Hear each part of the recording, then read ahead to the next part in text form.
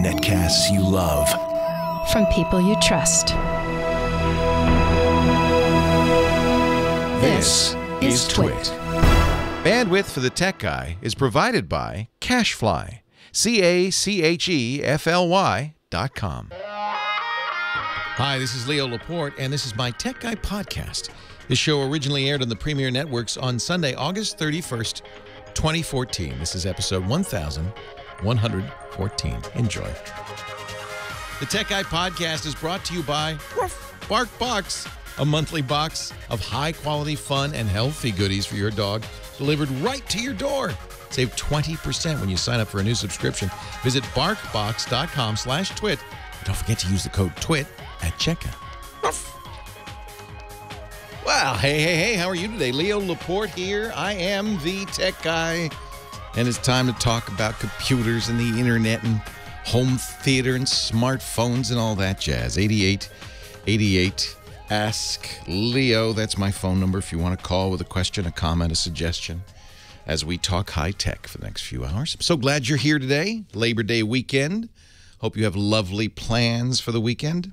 I'm still wearing my white watch band that I got with my LG gear, but of course I have to take it off after tomorrow because along with the white bucks, the white pants, the white belt, the white wristband must go. Actually, maybe I'll be putting on an Apple iWatch. I don't know. That's the rumor now. The rumor mill, as we get closer, usually gets more accurate. I don't think there are any wild rumors going about the Apple event. We do know that it will be the 9th.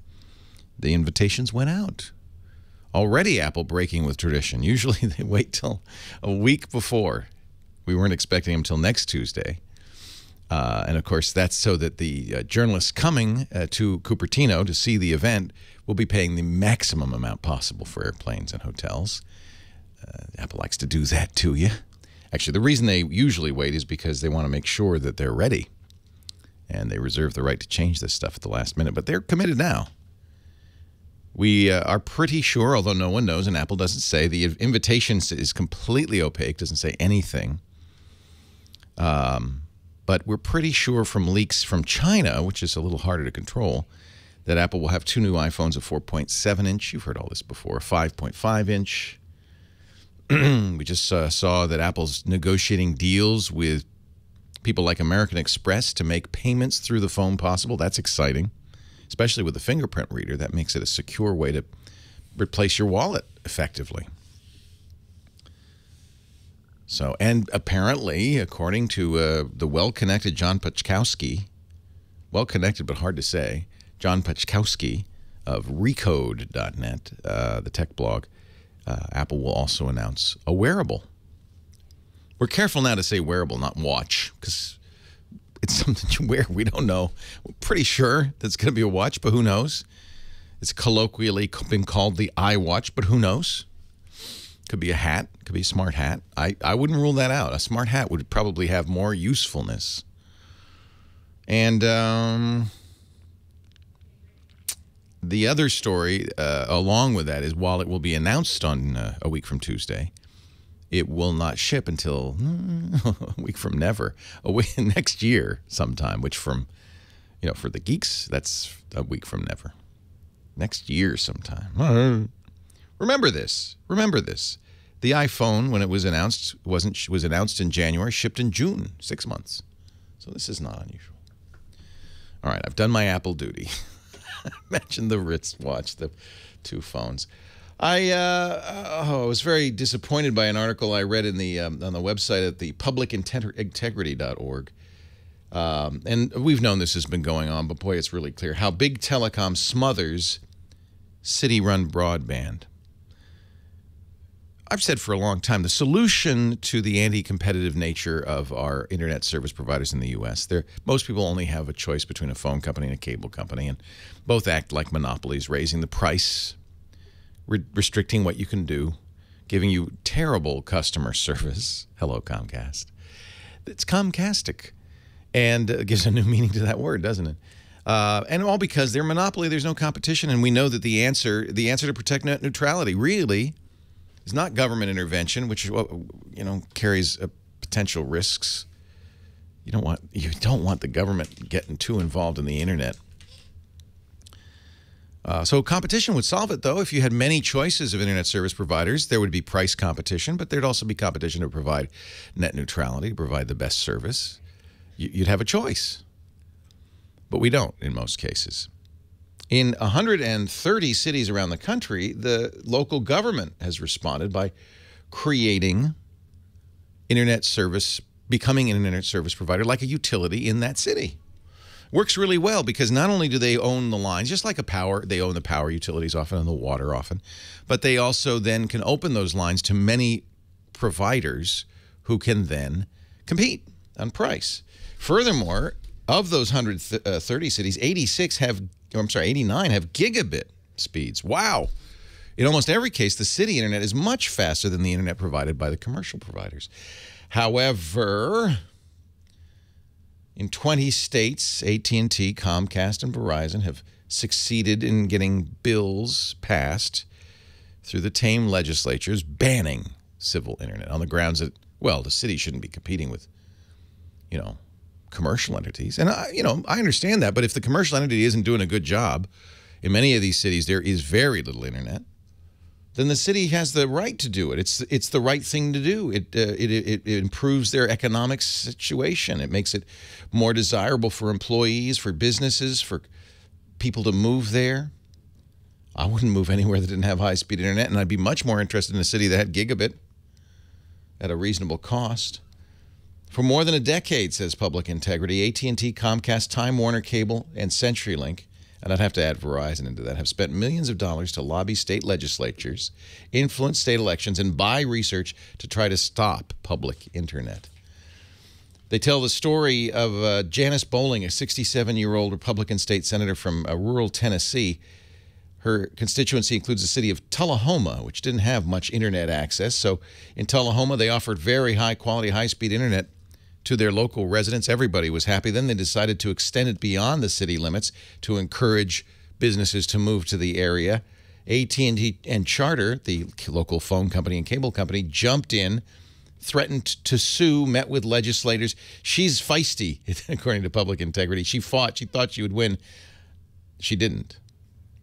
At a meeting 3 weeks after she introduced SB 2562, the state's three largest telecom companies, AT&T, Charter, and Comcast, met with legislators and killed the bill by AT&T threatened lawsuit. She said, I had no idea that the force that would come against this because it's just so reasonable and so necessary.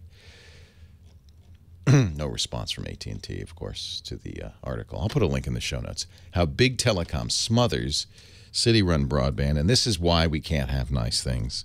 We can't have the internet we deserve. We deserve better internet. But we also have the best state legislatures and Congress money can buy. And where the money is, that's with the big monopolies, isn't it? It's so sad. And no, of course, AT&T and Charter are not extending high-speed internet to those areas. They just don't want the city to do it. Oh, what a world, in the words of the Wicked Witch of the West. What a world, what a world. Congratulations to Microsoft. We'll see how long this lasts. The federal courts have ordered Microsoft to hand over emails to the government, emails that are stored not in the U.S. but in Ireland. Microsoft says, no, they're not going to do it. Pending appeal. My colleague Paul Thurrott writes in WindowsITPro.com. Microsoft will not be turning over the email and plans to appeal. Everyone in this case agrees, says Microsoft, that this case can and will proceed to the appeals court. Now, if they lose on appeal, they'll have to do it. And it's a scary thing because it means that the reach of the U.S. courts extend beyond our shores, but to around the world. In the view of Microsoft and many legal experts, federal authorities have no jurisdiction over data stored in Ireland or anywhere outside the country. That violates the sovereignty of Ireland. The judge feels differently. And Microsoft, I think what's going to happen here is that companies like Microsoft, Apple for sure, will see this as an opportunity. We protect your privacy. We fight to keep your data private against government intervention and other companies. That's a selling point, isn't it? That's good business. Your call's next. Leo Laporte, the tech guy.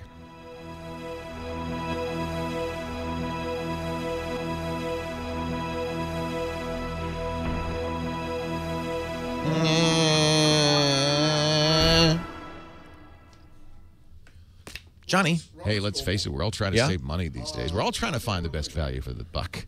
And when I think about value, man, the first thing that comes to mind, DSL Extreme, the best value in high-speed internet. Amazing. $14. And then we'll want 2 laptops. You're going to save hundreds of dollars a year with DSL. Or maybe not. You know, he's going to be doing my laptop. No he's going to be doing my There's Facebook. no waiting on downloads. Maybe just you can mine. surf the net, store your photos, download music and video, get driving directions and everything. I love DSL Extreme. And I'll take all the porn off my face. $14.95 a month. That's who you ought to be using. And by the way, yeah, no, I think it's table. And we're going to be there anyway for Twit. He is not staying for Twit. But Patrick's coming, right, because he was on last week. If we had thought ahead, we would have planned that better. Cool. Thank you. Good. Gut. Sehr gut. Yeah. So your headphones are good, huh? Tell everybody. Oh. I had no idea. You know, I thought I was buying, when I buy headphones like this, $350, $400 headphones, I thought, oh, you're getting really great headphones. Those Hitmen are, what do they call? Hi-Fi Man. It's a Chinese company. They think that's a good name. It's the HT560. It's the top-of-the-line planar magnetic. Oh, my God. Well, I'm bring him in. You get to hear him. Oh, my God. It's a different experience entirely. I might have to save up. You might I warn you, if you listen, you will, because after that, everything else sounds muddy. And I'm listening to the high-res music on my stereo on the Onkyo. It's funny, the Denon will not play FLAC files. Or maybe it's the resolution, but the Denon won't do it, but the Onkyo plays it just fine. As far as I mean, I don't know if it's downsampling or not, but it sounds so good. I listened all the way through to Norah Jones' Come Fly With Me, which is a modern recording, very good quality recording, 24-bit recording. And then the Grateful Dead, American Beauty, which is, of course, they were notorious. I'm sure that was analog, but they were notorious for really being picky about sound. Bob Dylan's Blood on the Tracks, which sounded amazing. The difference is the definition is each instrument is precise and unique, and the sound stage is wide and detailed, and a lot of air, a lot of openness. You really feel like is the instruments are floating in space around you. It's really beautiful. Oh my God. Bass is tight and good. I think that what's happening is the upper level harmonics, because it goes up to 50K, they say. But I think those upper harmonics are doing something. I really do. I can't wait. I think you'll notice a big difference, because I immediately said, well, wait a minute, this can't be that much better. So I put on the Antivirus. The only problem is it's a phono connector, so I have to. It doesn't. I don't have a phono to mini. I have to, but you know, the headphones, yeah, they're planar magnetic. That's why they're these, you know, they're vibrating big ribbons. I'm happy for you. They're light, very airy. Oh. Look forward to saving up. Oh, well, I'll bring them in. And you will be blown away. And I didn't use that FiO, but because well, it's a mini jack. I have to get an adapter of some kind. But I will. You know, the Hitmen have leads. You know, you screw in leads on the headphones, so you can obviously get other things. That's probably what I'll end up doing. Oh, it sounds good. Oh.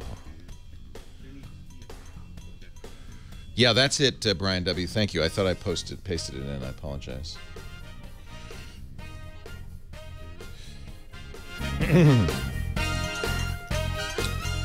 Oh, man, I just lay back and I just listened for like 3 hours. Listen to music.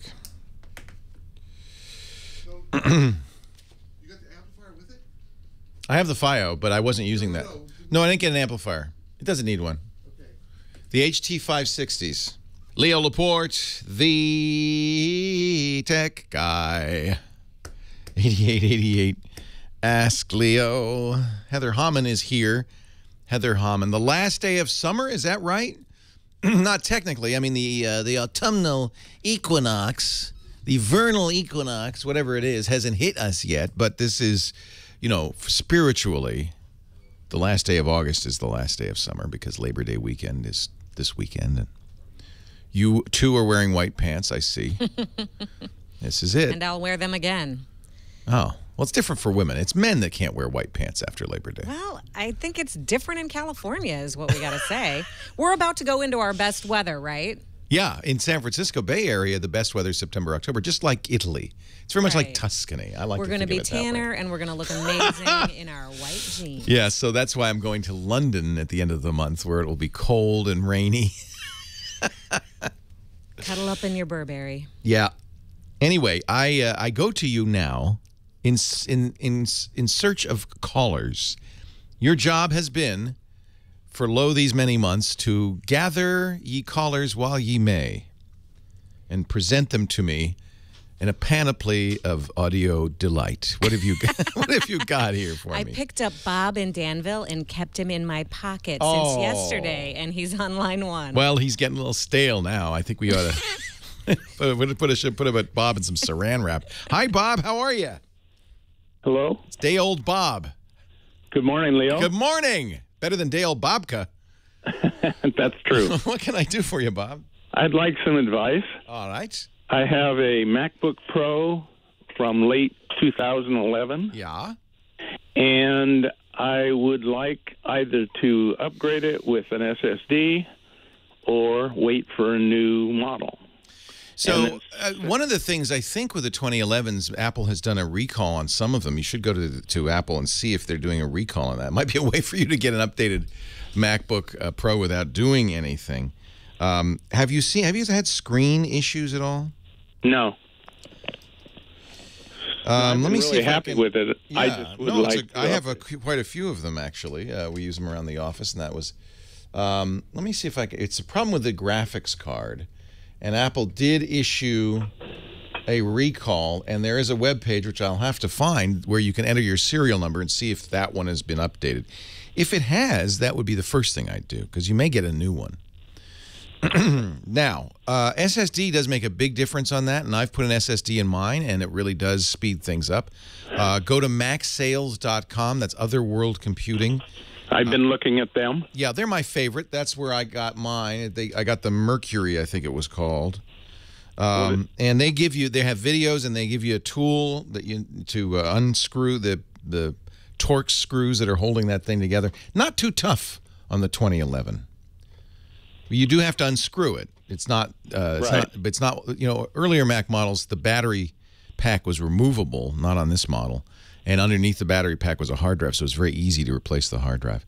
But Mac sales hard drives are one-to-one compatible with the Mac, so it's a good place to go to get those. Would you recommend? Well, they have two models. One the Electra, and then the Mercury Extreme. Yeah, I had a Mercury. I guess the Electras are even faster, huh? Here's the problem. You can get a hard drive that's faster than the connection in your computer. So I wouldn't get the Electra because I think the speed on that is designed for SATA 3 gigabit SATA. You should check to make sure that your SATA bus is fast enough. You know what I'm saying? The drive can be so fast that it's actually faster than the machine's capability to transfer data out of it. It'd be like having a Ferrari but driving on a country road. Right, but I would like to get the. I was going to ask you about the 960 gigabyte as opposed to the 480.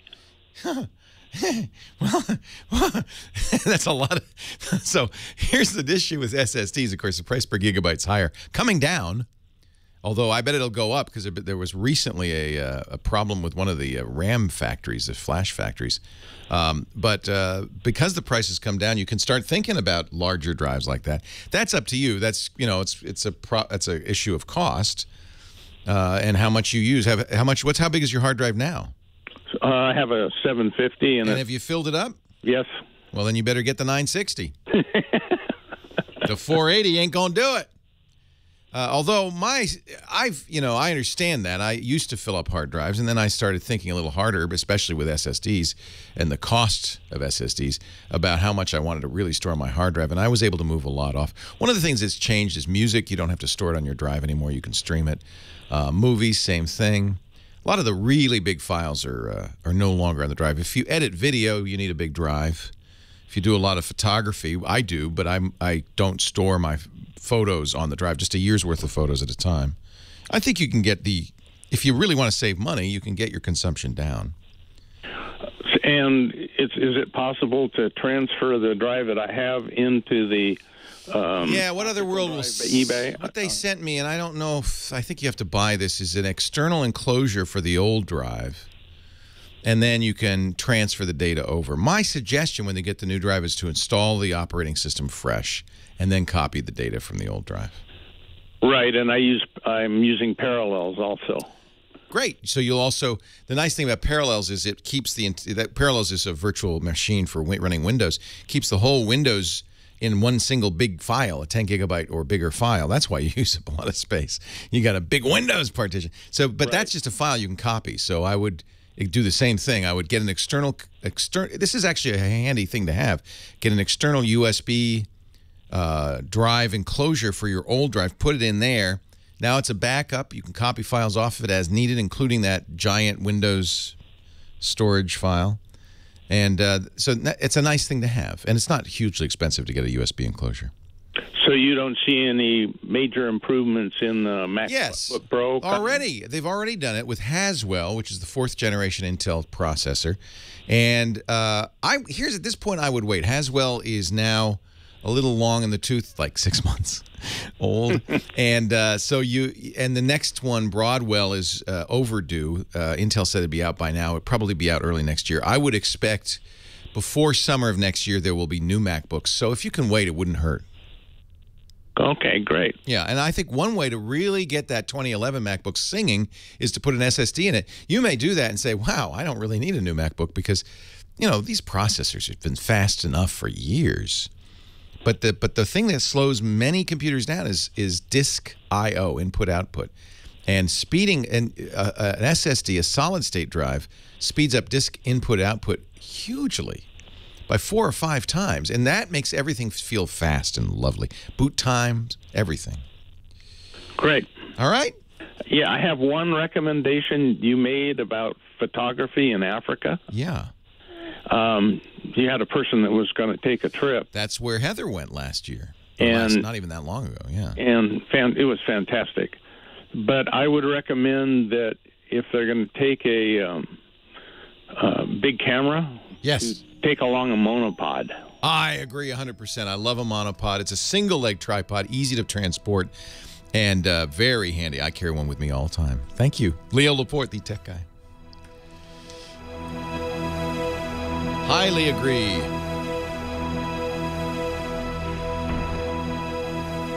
Wasn't just you, H-bomb. We have had callers going, too. And he's right. A monopod is very handy. Because it's hard to transport a tripod. Some places won't even let you in with a tripod. It's just a selfie stick. It's a selfie stick. Gotcha. A selfie stick? I have a thing, but I don't know if it has the selfie stick capability. It doesn't have that. Yeah, I want to buy one because it's just a play. Well, when you buy one, you buy it for the camera you have, or is it like kind of a one-size-fits-all thing? Well, it's a Bluetooth thing, so you have to pair that. Well, that will work with it. No, how you mount it. Well, it's just a clamp. It's just a clamp, so you can mount anything. Yeah. All right, maybe I'll get a selfie stick. Well, my man has the exact cable you need. Oh, good. $129. Oh! Well, they have a 3-meter one for $299 and a 6-meter one for $399. I love these headphones more than I love my dog. No, that's mean, but sorry, Ozzy. So it's good product and yeah, the reason is they think, well, if you're spending, you shouldn't get an adapter. So they sell but see, I don't think I need a headphone amp, although I imagine this has a good DAC in it, right? I'm not sure. I looked more closely. It's only they're only 30 ohm. They're very, Very efficient. They're pretty too. I love my 560s. Yeah, They're so pretty. I look forward to. Oh, you're gonna flip your ever-loving lid. It says 50 here, but it's funny. You know, it comes in a beautiful box too. Here we go. The crystalline cable. Crystalline, that's it. It's better because it's made of crystal. Too bad I can't read what they're saying Look there. at that first one. You get replacement pads too.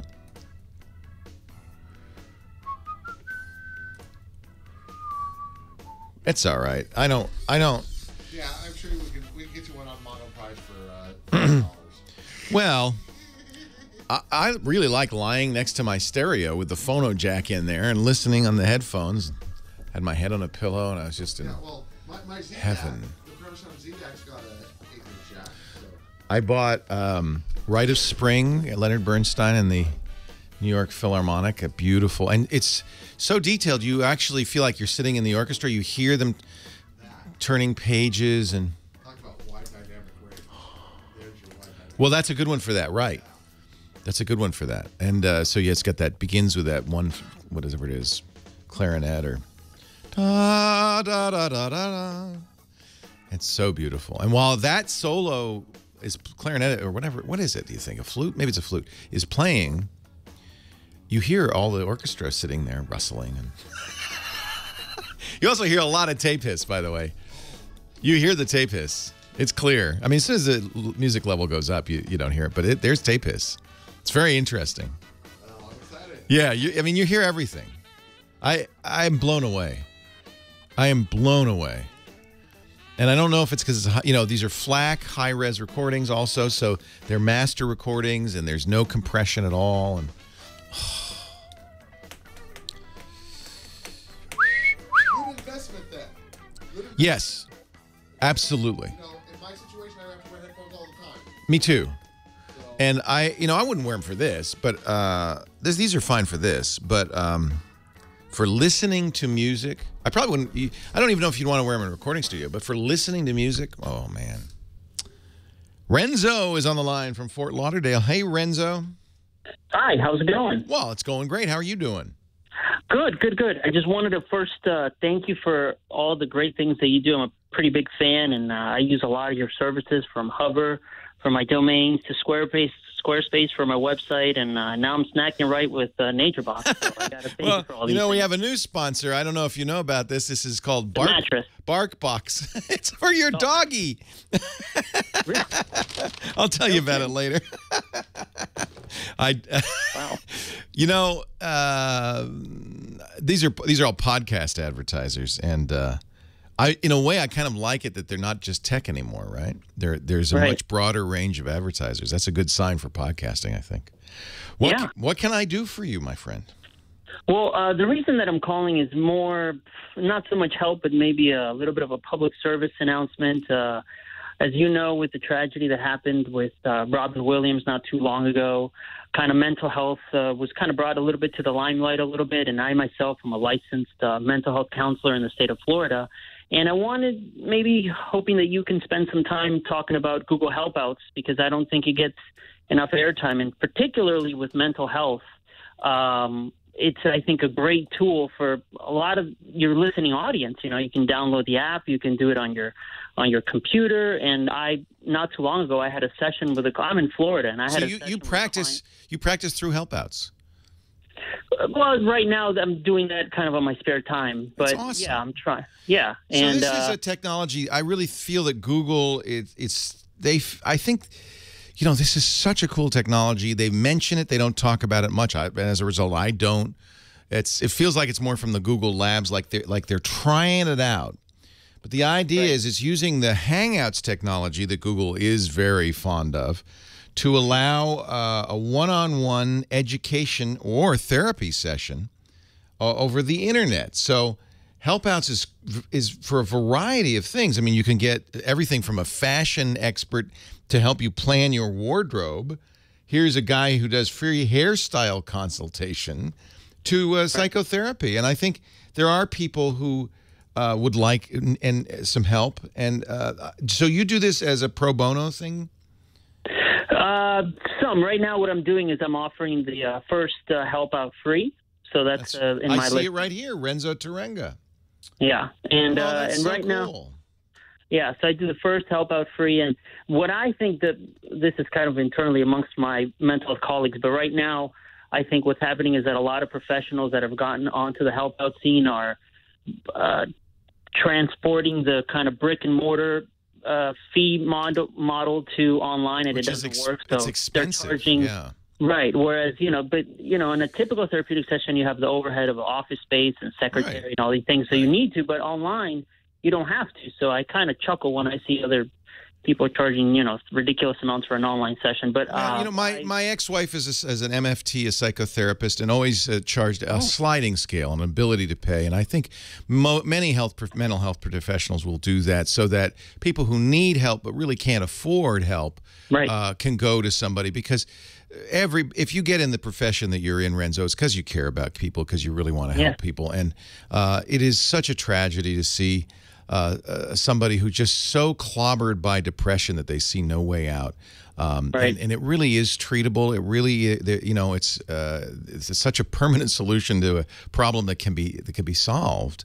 And so good for you on doing this. And I think, whether it's getting help with your fashion or your hairstyle or your cooking, or help with your mental state, Helpouts is really cool. It's Helpouts, HELPOUTS.google.com. And I just feel like you're right. They don't publicize it enough. Now, let me ask you, as a professional, of course, it's no shame. I've been to psychotherapy for years. It's very helpful to me. I've always found it useful, and it's really about getting insight into yourself and how you operate. There's no shame at all in it. It is something to be proud of, because you're taking steps to be a better person. That's a great thing. But you're sitting normally across from a therapist, depending on the kind of therapist. Sometimes they talk to you a lot. Sometimes they talk not at all. I've had both. Some of them are more Freudian, where they just sit there and nod. But is the experience being in the room, how does that compare to the experience of being, over the internet? I mean, it's the same dialogue, isn't it? It is. And I think, particularly with Helpouts, they've done a great job. I know when I was trying to become a provider, they actually hire a third party to verify the licensure, so they make sure that all the therapists that are listed are accredited and they have the right, the right. That's a good thing. Now, in the state of California, anybody can say they're a counselor. You can't say you're a licensed therapist, obviously, or an MFT or anything like that without a license. Well, Helpouts requires you to have licensure. That's really good. Right. So all the therapists that are in Helpouts are licensed clinicians in whatever state that they reside in. Right. I think this is a great thing for people who don't have access to, or maybe are just a little shy about walking down the street and knocking on somebody's door. The advice I would give anybody is to you don't just the first person you try is not necessarily the person you end up with. You want to find somebody that you feel a rapport with, that you can work with, that works the way you want to work. And it's okay to try therapists till you find one you like. Right. That's so funny you mention that, because that's exactly what I talk about in the intro video to my listing. Is exactly, that's what this service is for sometimes for people that are a little bit uncomfortable, because for a lot of people that are going through mental health issues, just the notion of driving to an office and sitting in a waiting room can be a little bit anxiety-provoking. Or even daunting. If you're really depressed, you don't want to get out of bed. Right. And with this, you don't have to. Just get your laptop. Pull it over. Or smartphone. Boy, you know what? I really appreciate your calling in, Renzo, and reminding us about this. And I think Google has something really powerful that I think they feel like it's still an experiment. But boy, it is so much better than that, and so much more useful than that. And when you go to helpouts.google.com, browse around. There are helpouts. You can learn to play an instrument. There's so much you can do with it. Right. And so it's wonderful. I'm really glad you called in, Renzo. Thank you. The psychotherapeutic community, I think, is so important. It makes such a difference. And there is a stigma. You remember Tony Soprano. He said, you can't tell anybody I'm seeing a shrink. I think that still exists in some areas, but you shouldn't feel that way. There's no stigma. It's a good thing. You're becoming a better person. We all can use a little help there. Thank you, Renzo. I appreciate it. Of course. Glad I could be of service. Yeah, great tip. Helpouts.google.com. That's excellent tip. Jonathan in Los Angeles, you're next. Leo Laporte, the tech guy. Hey, Jonathan. Hi, Leo. Welcome. Thanks for having me. What can I do for you? 2 questions. First one's a quick one. I have a Dell that's about 5 years old. It's running Windows 7. It's like a 2-point-something dual core. Yeah. I want to double the RAM. I think it's running at about 2, and I want to get 4. You definitely want 4. There's no point in going beyond 4 because you probably aren't using a 64-bit Windows, so it won't see. In fact, it won't even see all of the 4, but it will make such a difference. Yeah, where can I get it? Like, so where do you recommend? there are a couple of good online RAM places, and all of them will have a nice little feature where you can just look for the model, and it'll tell you exactly what you need. I use Crucial, CRUCIAL.com, but there are others as well. Micro Center, Tiger Direct, Newegg, on and on and on. But I always go to Crucial because they have a RAM picker, so you actually enter in the model of the computer. They'll even give you instructions, and if necessary, the tools you'll need to add that memory. Crucial.com. Leo Laporte, the tech guy. Yeah, he may have to buy a new 4 gigs, but that won't be expensive. Yeah, if anybody's down, you know. It's the funny thing about depression is it saps you of any energy, and so it's unlikely. It's hard to get help because you just want to just lie there, and you feel like, well, if I sleep, I'll feel better. See, that's all I need. Well, I agree. Well, I certainly will feel better if I sleep. Yeah, I always feel better when I sleep. The problem is if you're clinically depressed, you just stay sleeping. You wake up, you eat something, and you go. Speaking of eating. Yeah. Yep.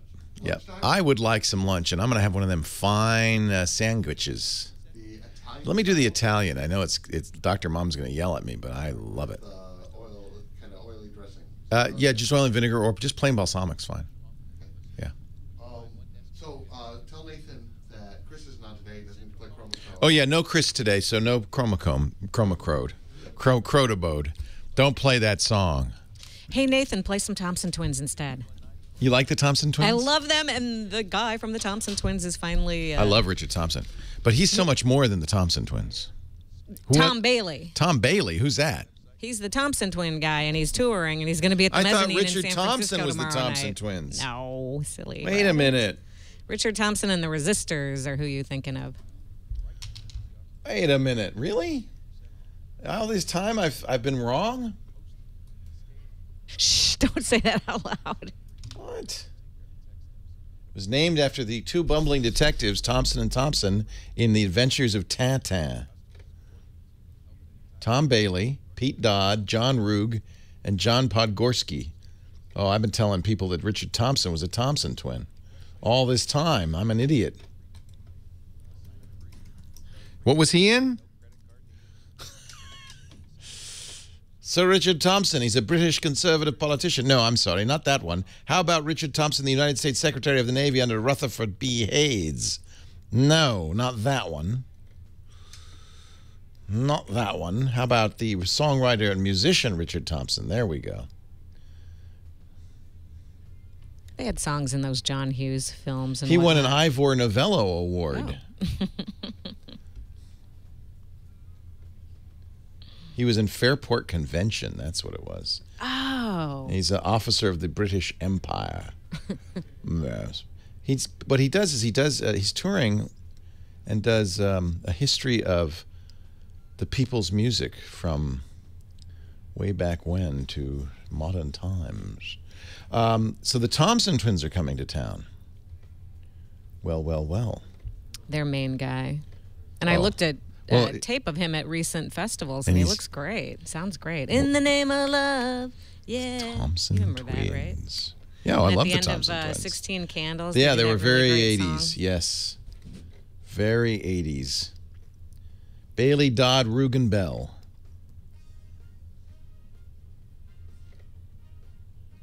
In the Name of Love.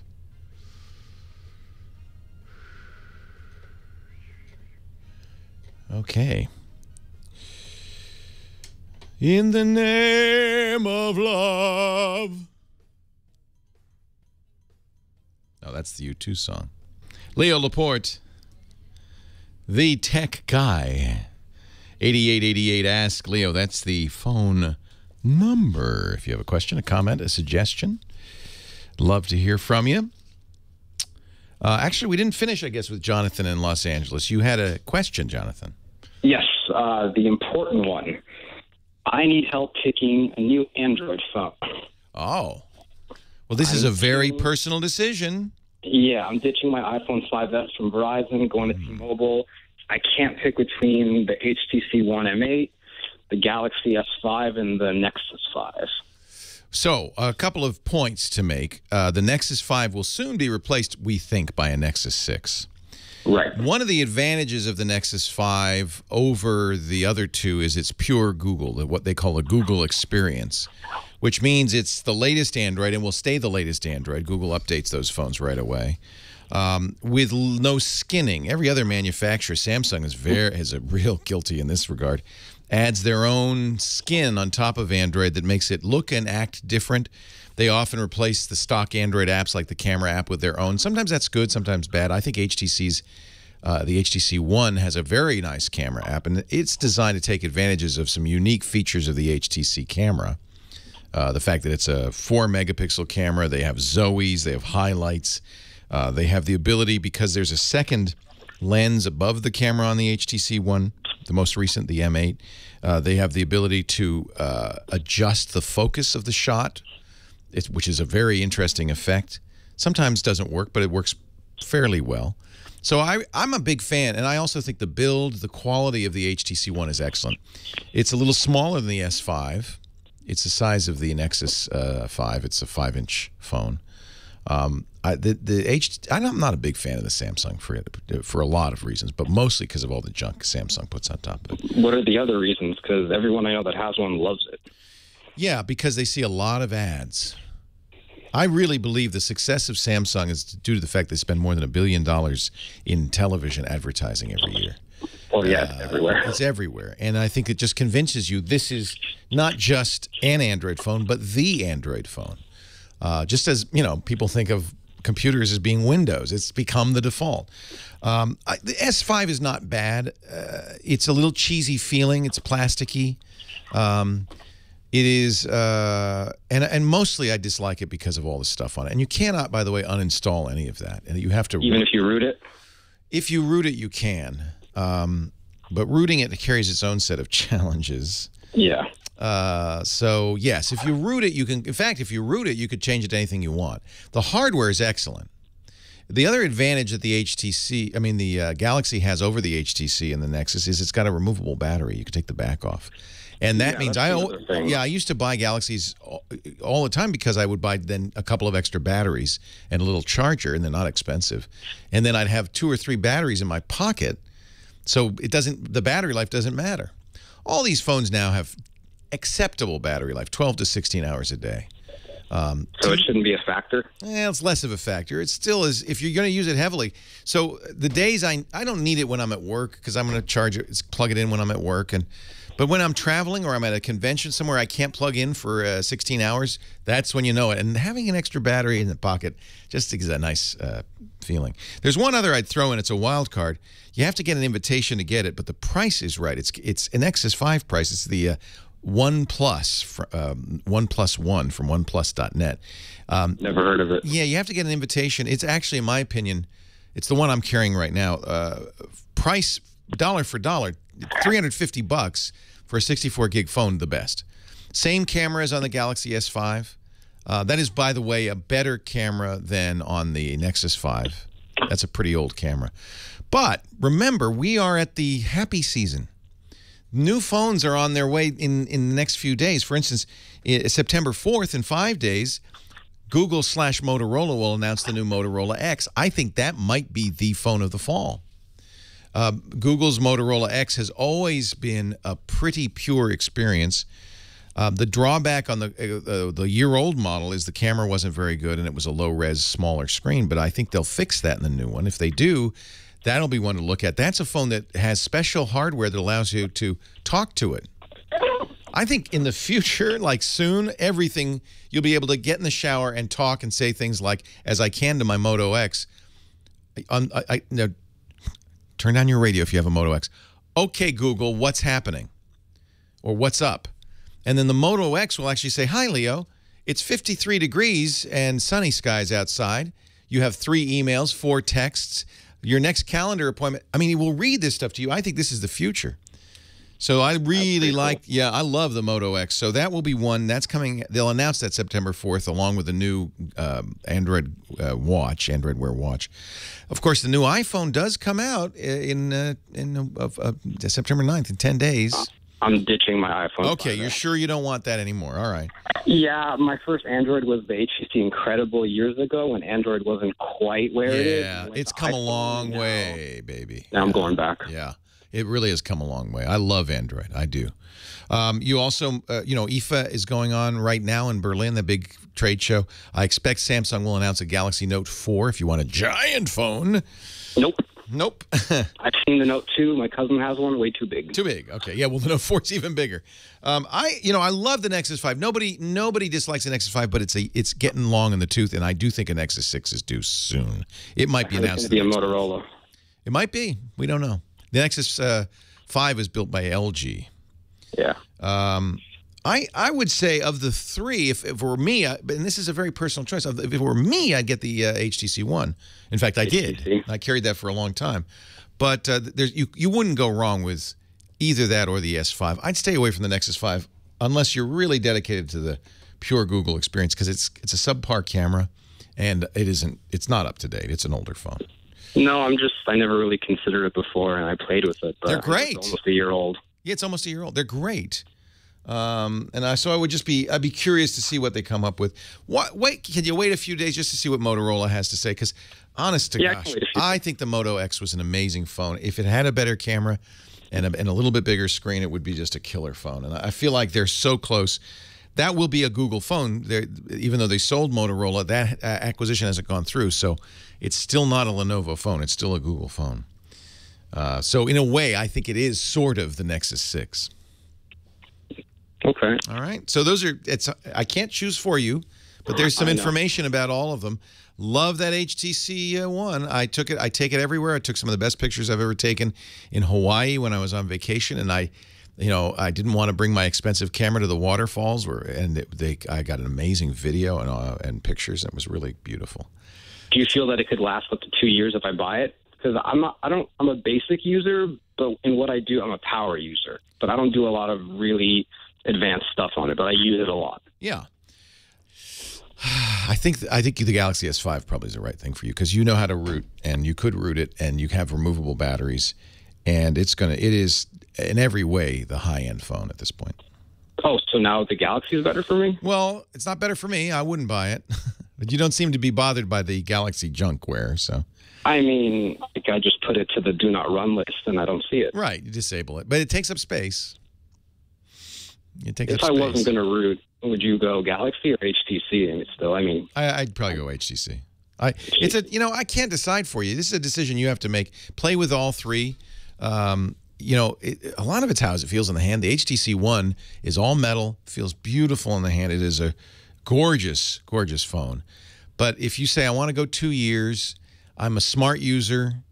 I know how to root a phone, for instance. I think the S5 probably has a lot to be said for it. And watch for the Motorola X+1 or whatever they call it, because that may be interesting.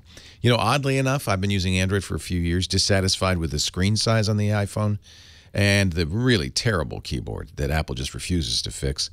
Well, good news. They're fixing the keyboard, and the next iPhones are going to have a bigger screen. I may actually be switching back to an iPhone in a couple of weeks. We'll have to see, but I'm very intrigued by what they're doing. And a 5.5-inch iPhone, it sounds like the perfect phone for me. So you could see I'm a little fickle. I jump around quite a bit. I don't keep a phone for more than 6 months, mostly because I have to review them all. I do think this OnePlus, I wish you could buy it. It's silly that you have to get an invitation, although I notice invitations seem to be flying around now. They're a lot easier to get. This OnePlus One is a really remarkable phone at $350. And it's cyanogen. which means it's already in a sense been rooted. You can, and the beautiful software, really elegant, nicely done. You need a removable battery? Well, then that's going to be a Samsung. 88, and won't be an iPhone. I don't think Apple will ever make a removable battery on the iPhone. They want thinner for some reason. Do you need a thinner phone? Is your phone too thick? Not mine. Leo Laporte, the tech guy. So, Big Ginger, you in London? I know you're in the UK. Where are you in the UK?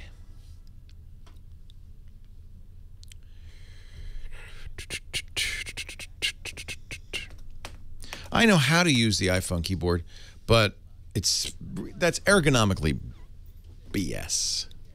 It's always on caps on the keys. That's ridiculous. And the iOS 7, they really screwed up the caps lock.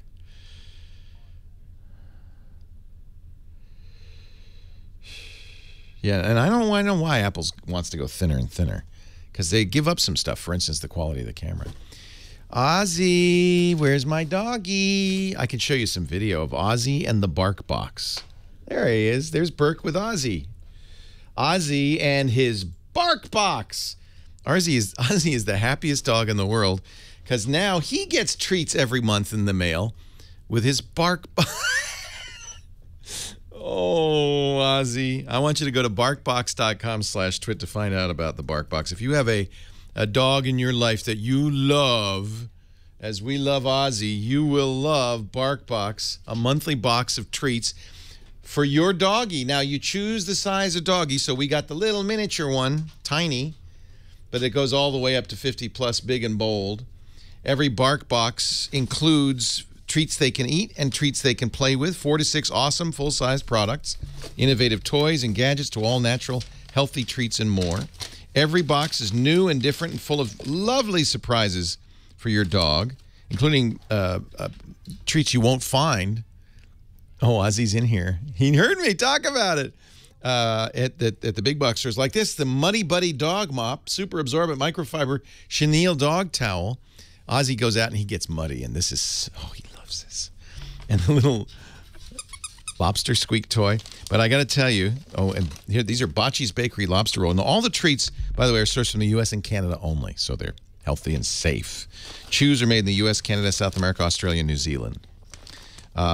There is no rawhide or anything processed with formaldehyde in any BarkBox. These are people who care about their dogs a lot. Minimal processing, often organic. No glycerin, wheat, gluten, soy, corn, or fillers. Ozzy happens to really like the chicken breast jerky treats. No wheat, corn, soy. It's not, grains aren't good for Ozzy.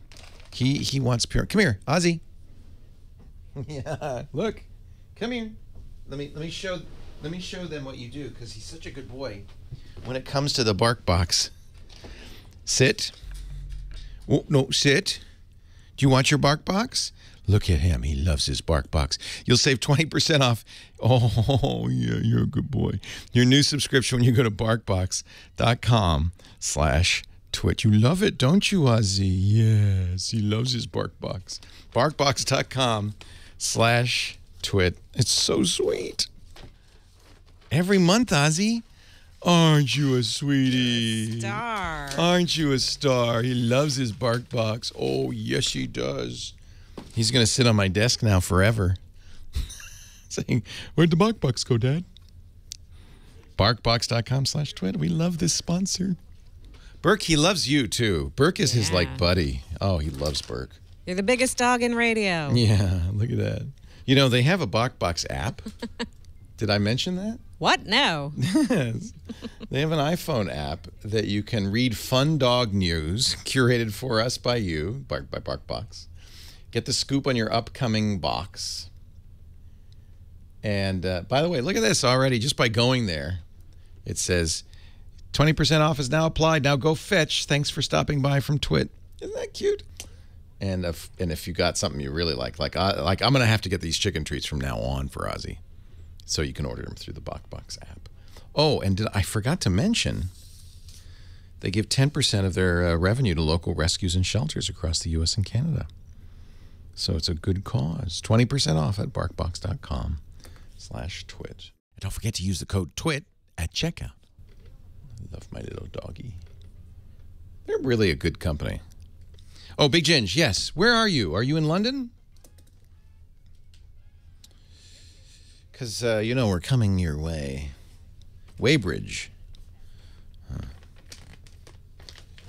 I would like some suggestions. Burke will be taking the dog while we're in London. He loves Burke.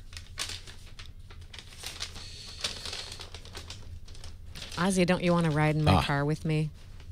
So we were thinking of going to Hampton Court. So I got this London pass that includes free travel through Zone 6. So we were thinking of going to Hampton Court for the day, one day, or a morning anyway. I want to. Oh, what is the? Oh, thank you. What is the show to go to? I want to go to a show in the West End. Theater goers. I was thinking The Curious Incident of the Dog in the Night, which was a wonderful novel and apparently is a very good play by the National Theater. Yeah, Hampton Court. I can't wait. I love Hampton Court. Lisa's never been, so this is all I'm trying to do. I'll go to the Shard and the Gherkin, of course.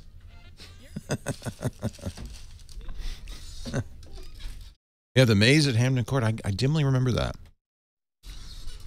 We'll go to Camden Town, and I want to go to Portobello Road.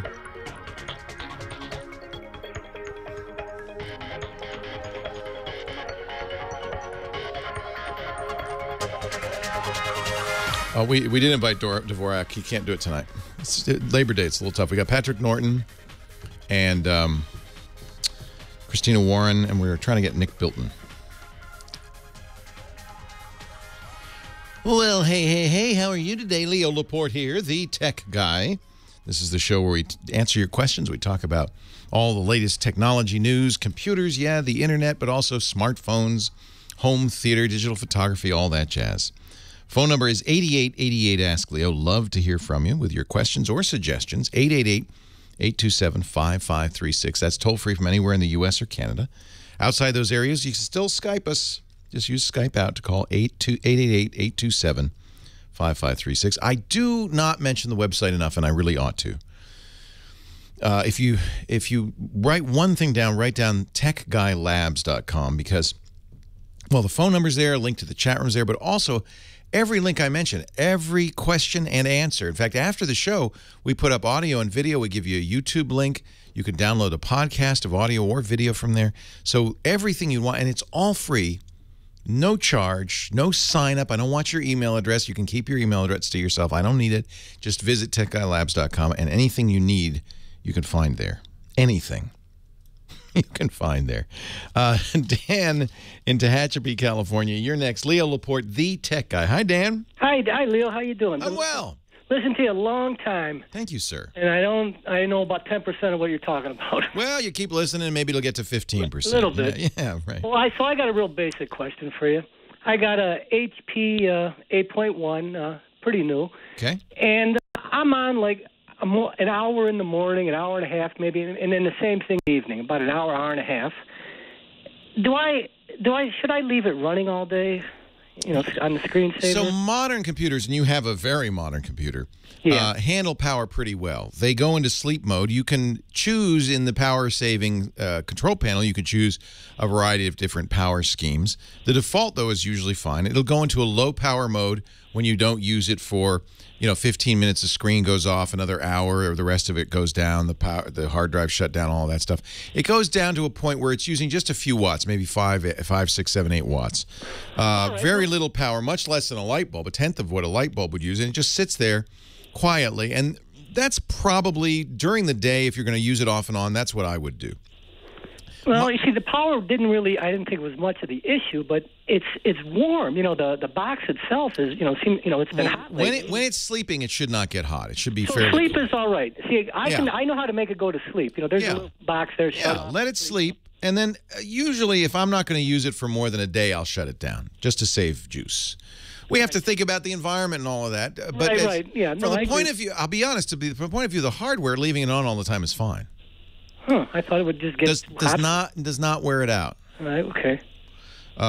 In fact, you can make the argument that leaving it on all the time is better for it. It's the heating and the cooling that are a problem. If it just stays warm, that's fine. It's the expansion that the heating and cooling causes that wears things out, including the hard drive. Never thought of that. Yeah, so, you know, but from an environmental point of view, we don't want to use all that juice. I mean, a modern computer might be using more than, 60 watts, 100 watts. It could be using quite a bit of power. So let's... Okay, I'm turning it on cold in the morning. I put it to sleep when I'm done, and then I wake it up in the evening, and then I close it off at night. Perfect. That's fine. People who know a lot more than me about computers are telling me, no, you got to leave it on and leave the screensaver going and all that. No, the screensaver does nothing, by the way. Nothing. It doesn't protect the screen. It uses juice. Best thing to do is have the screen just turn itself off. I see. And that's the default, by the way. Okay, yeah. All right. Well, that sounds good. Someone told me that sleep was bad. There's so many wiseacres. Don't listen to any. Just don't listen to just any tech guy. Listen to the tech guy. I know. That's why I'm going to call Laporte and get this answer straight. A lot of wiseacres out there. Thank you, Leo. You're welcome. My pleasure. It's good to have you. I appreciate it. Dennis in Montgomery, Alabama. You're next. Leo Laporte, the tech guy. Leo, long-time fan. Thank you. Your Tech TV days. Oh, I love all my Tech TV buds. Hey, I have a question for you. Don't know how simple it is, okay.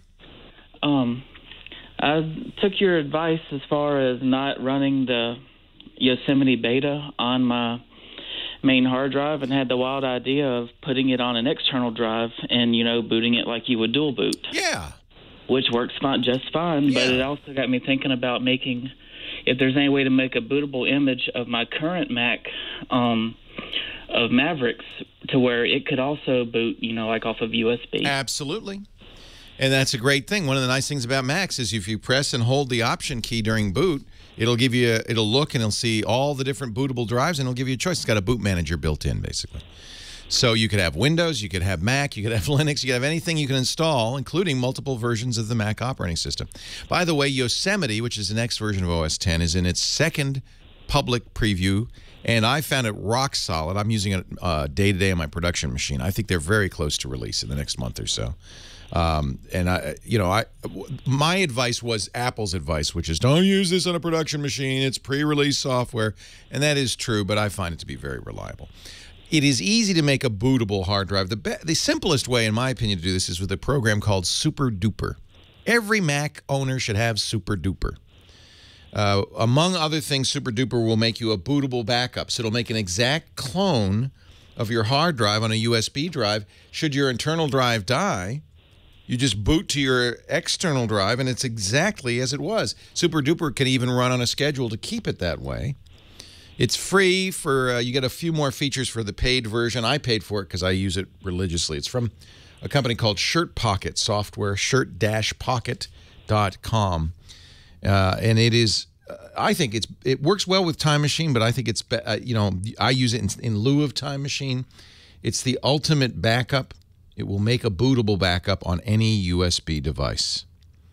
And that is great. Now, I think you can use Disk Utility. In fact, if you Google it, I'm sure you could find instructions for using something you already have, which is Disk Utility, to create a bootable image anywhere, including a USB drive. But Super Duper is just so good. I think everybody should have it for their local backup on the Mac. It should come with the Mac. It's that good. Jeff in Raleigh, North Carolina. Leo Laporte, the tech guy. Hey, Leo, how you doing? I'm well. How are you, Jeff? I'm great. I'm very excited to speak with you. Thank you. Want to thank you for all you do, and a big fan of your show, and Scott and Johnny Jett as well. Thank you. Getting ready to purchase a MacBook Pro to finish up school and then to use out in the real world. And a couple things.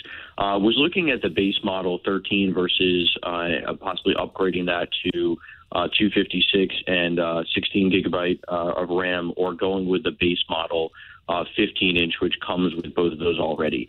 And the couple things that I'm asking about are this. I know you have the 13 and the 15, and when I went to the store and also look online, the keyboard seems to sit a little bit farther back on the 15 than the 13, and I want to know if there's any comfort issues with that you noticed. Wow, I didn't even notice that, and I go back and forth, and I haven't.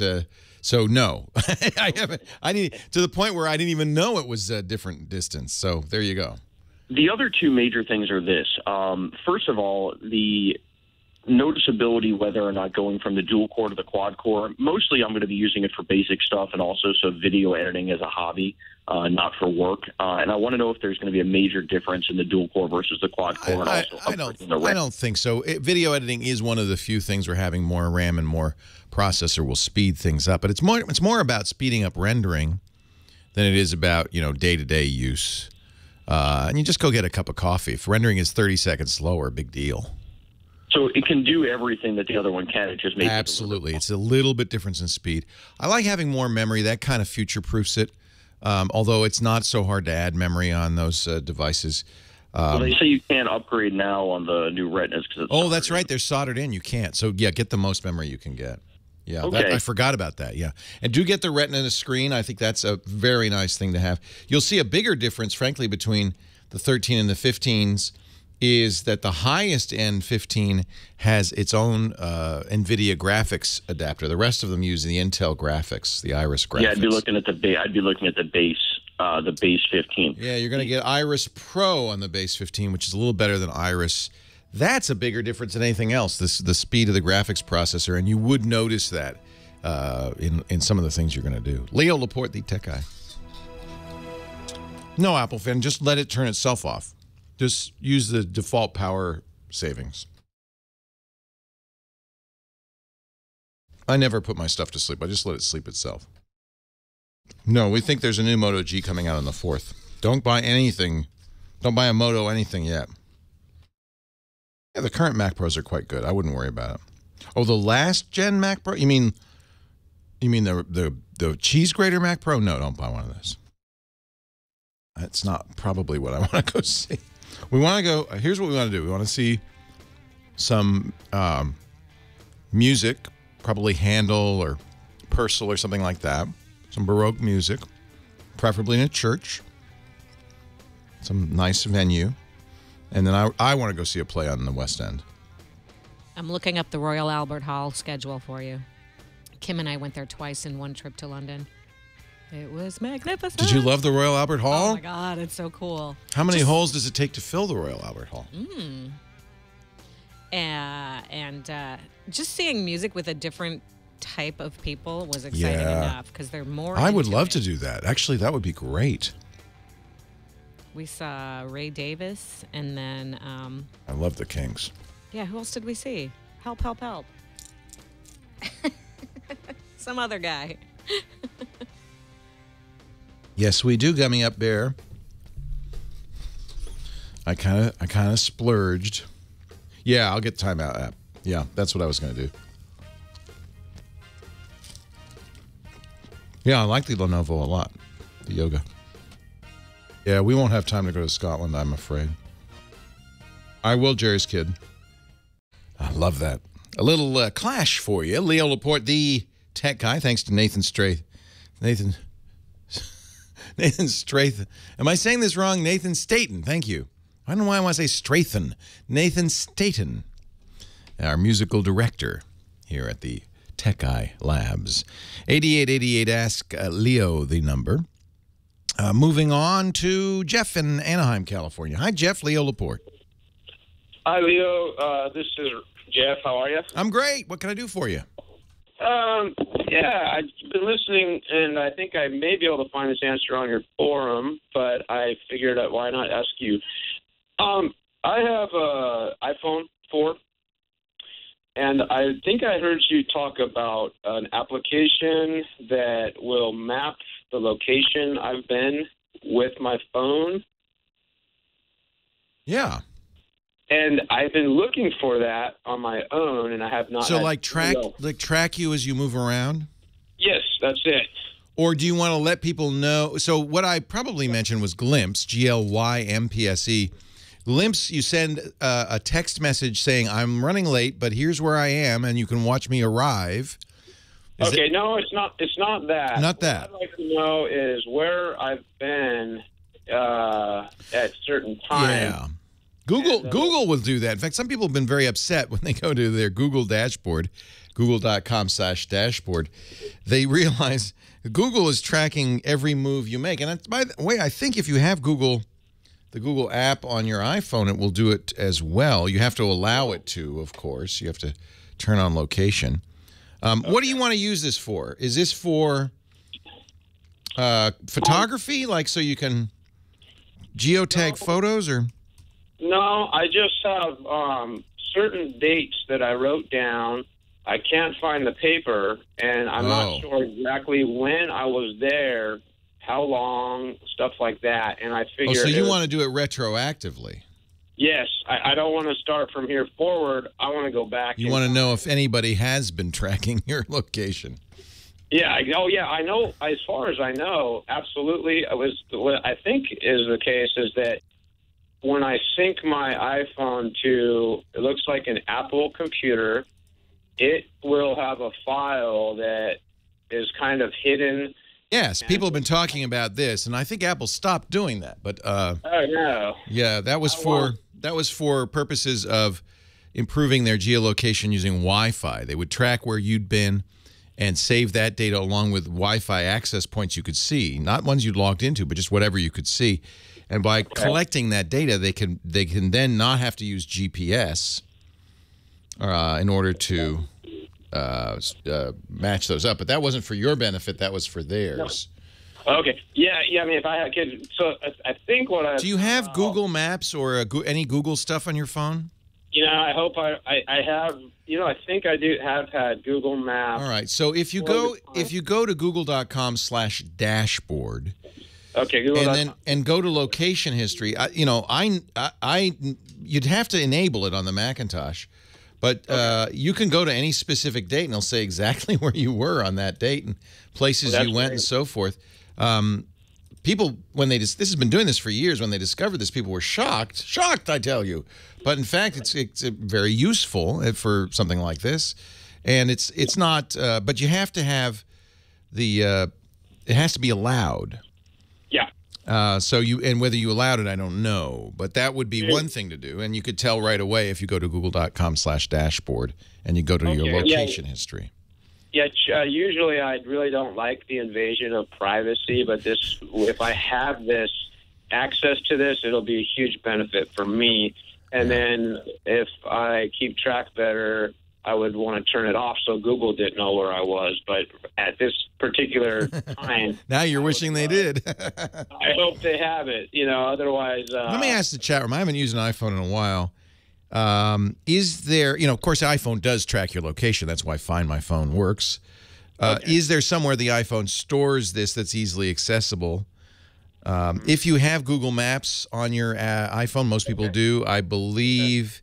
if you enabled location, that it will be there. So try that. I don't know where else, but you tell you what, if we find out, we'll put it in the show notes. This is, an interesting issue that comes up all the time. And thank you, Patrick. Patrick 1978 in the chat room has put a link to an article from iClarified, how to view the location history of your iPhone, that I would guess is going to show you how to access that hidden data file that Apple keeps. Let me see how old this article is, though, because I think Apple got in a little bit of trouble for it. Yeah, this is more than a year old. I think Apple got in a little bit of trouble for it and disabled that feature. On the iPhone, somebody's saying if you go into settings, privacy, location settings, system services, you could see frequent locations, but that's not what you want. He wants to know on a specific day where he was. So we'll see if we can find a way to do that. But here's the interesting thing. I think people do, when they go to the Google dashboard and they see what data Google's been tracking, get a little freaked out. But that's the problem. That's looking at it from the wrong end. Well, maybe not the wrong end, but that's looking at it from an end that is less useful. Because what you want to know is, well, what is Google giving me a value for this? Not what they're tracking, but what is the utility of it? And so, for instance, if you use an Android phone and you have Google Now turned on, it will do things like when you get to the airport, say, here's your ticket. I know you're going to Denver. It will, Apple will do this too if you set it up. You can say, hey, remind me when I get to the store. Actually, so does Windows Phone. Remind me when I get to the store to pick up milk. Now, if I say it that way, you go, oh, well, that's useful. But in order to do that, it has to track your location. It has to, not just when you're at the store, it has to be looking all the time. Otherwise, it won't know you're at the store. So when you look at it from the point of view of look at all the data points Google has, it's a little spooky and scary and maybe even off-putting. But think about it. What it's really for is something incredibly useful and something, frankly, I don't mind having Google track me so that it can tell me when, or Apple or Windows Phone, so they can tell me, hey, when you get to the store, don't forget to get milk, or hey, you're at the airport, or I see you're going downtown. You're going to Google, for instance, will say you're 5 minutes to work because of traffic. You might want to be aware of that. Little things like that are useful, and I think when you come from the point of view of their utility, then people will say, well, that's worth the trade-off. If you just look at the data that it's collecting, it's like, well, I don't know. Why are they tracking that? Google even knows this. Larry Page said so, the CEO of Google. He said, unfortunately, we've been very bad at communicating this stuff because we ask permission first. We say, we're going to be tracking this. What do you think? Instead of saying, we'd like to be incredibly useful. And in order to be incredibly useful, we have to do some things. Is that all right? To me, well, yeah, that's okay. As long as I'm getting something for it. Just a thought. 8888 asked Leo. Leo Laporte, the tech guy. More of your calls right after this.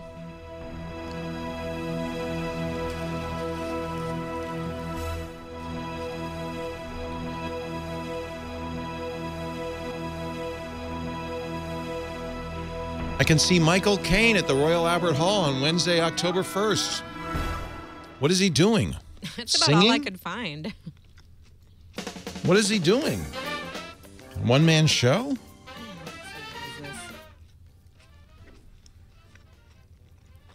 All right, Lou MM. I'm sure the Rensselaer will be fine. Sir Michael Caine, the life of film legend Sir Michael Caine will be celebrated in a special night at the Royal Albert Hall. Oh, that might be fun. I'm sure I can't get in, though. In aid of the NSPCC.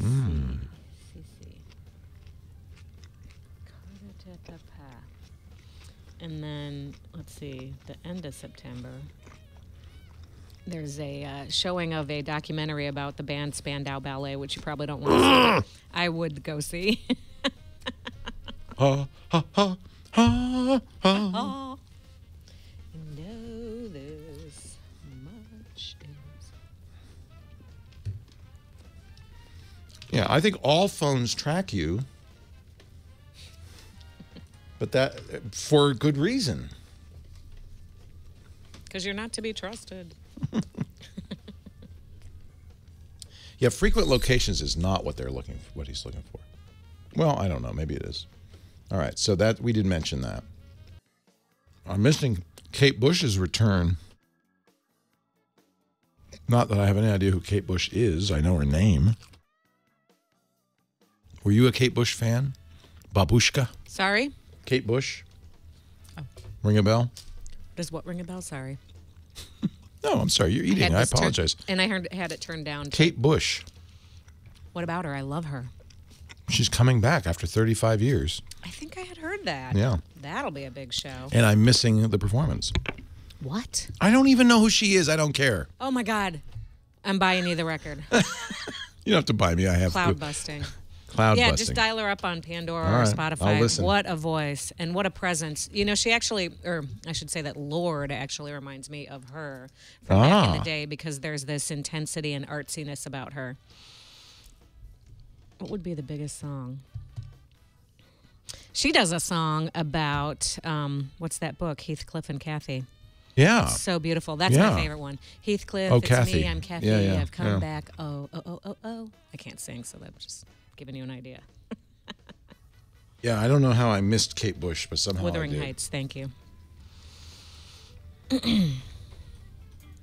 Yeah, she was really weird. I remember seeing her on Saturday Night Live when I was a little kid. We were talking about that singer, Kate Bush, because she's making her a comeback. 35 years out of the public eye. She's singing, and I'm just going to miss her in London. Oh, shucks. Darnation. Tarnation. So close. Chris in Miami, Leo Laporte, the tech guy. Hi, Chris. Hey! Hey! Hey! Hey! Hey! What's happening? I wanted to get you off the headset because those things suck. So I agree. You sound good now, though, Chris. Well, I heard you say that like 6 months ago, and I don't want to be the bad guy. You don't want to be that guy. No, the Krusty the Clown guy. Hey! Hey! So what can I do for you? Well, here we are again. I took your advice. I bought the third Airport Express. And basically what happened is it sort of caused a interesting situation to go bad, so I returned it. Now what's going on is that the wireless client on the base station, the Expresses, are now showing Wi-Fi information like numbers and letters, but there's no more names that are involved. So you can't tell if it's – you have to go to each device, in other words, to say, okay, this is my iPhone, my iPad, my iPod Touch. Yeah. And Apple has no answers. And I said, you know what? The only one that seems to come close to an answer is Leo Laporte, the tech guy in Petaluma. And they say, oh, I watch him. I say, yeah. But he gives me help all the time. Yeah, but you guys are supposed to be Apple, and you're doing nothing, and it's bad enough you won't invite him to the upcoming Hey, show. thank you for reminding me. I'm not invited.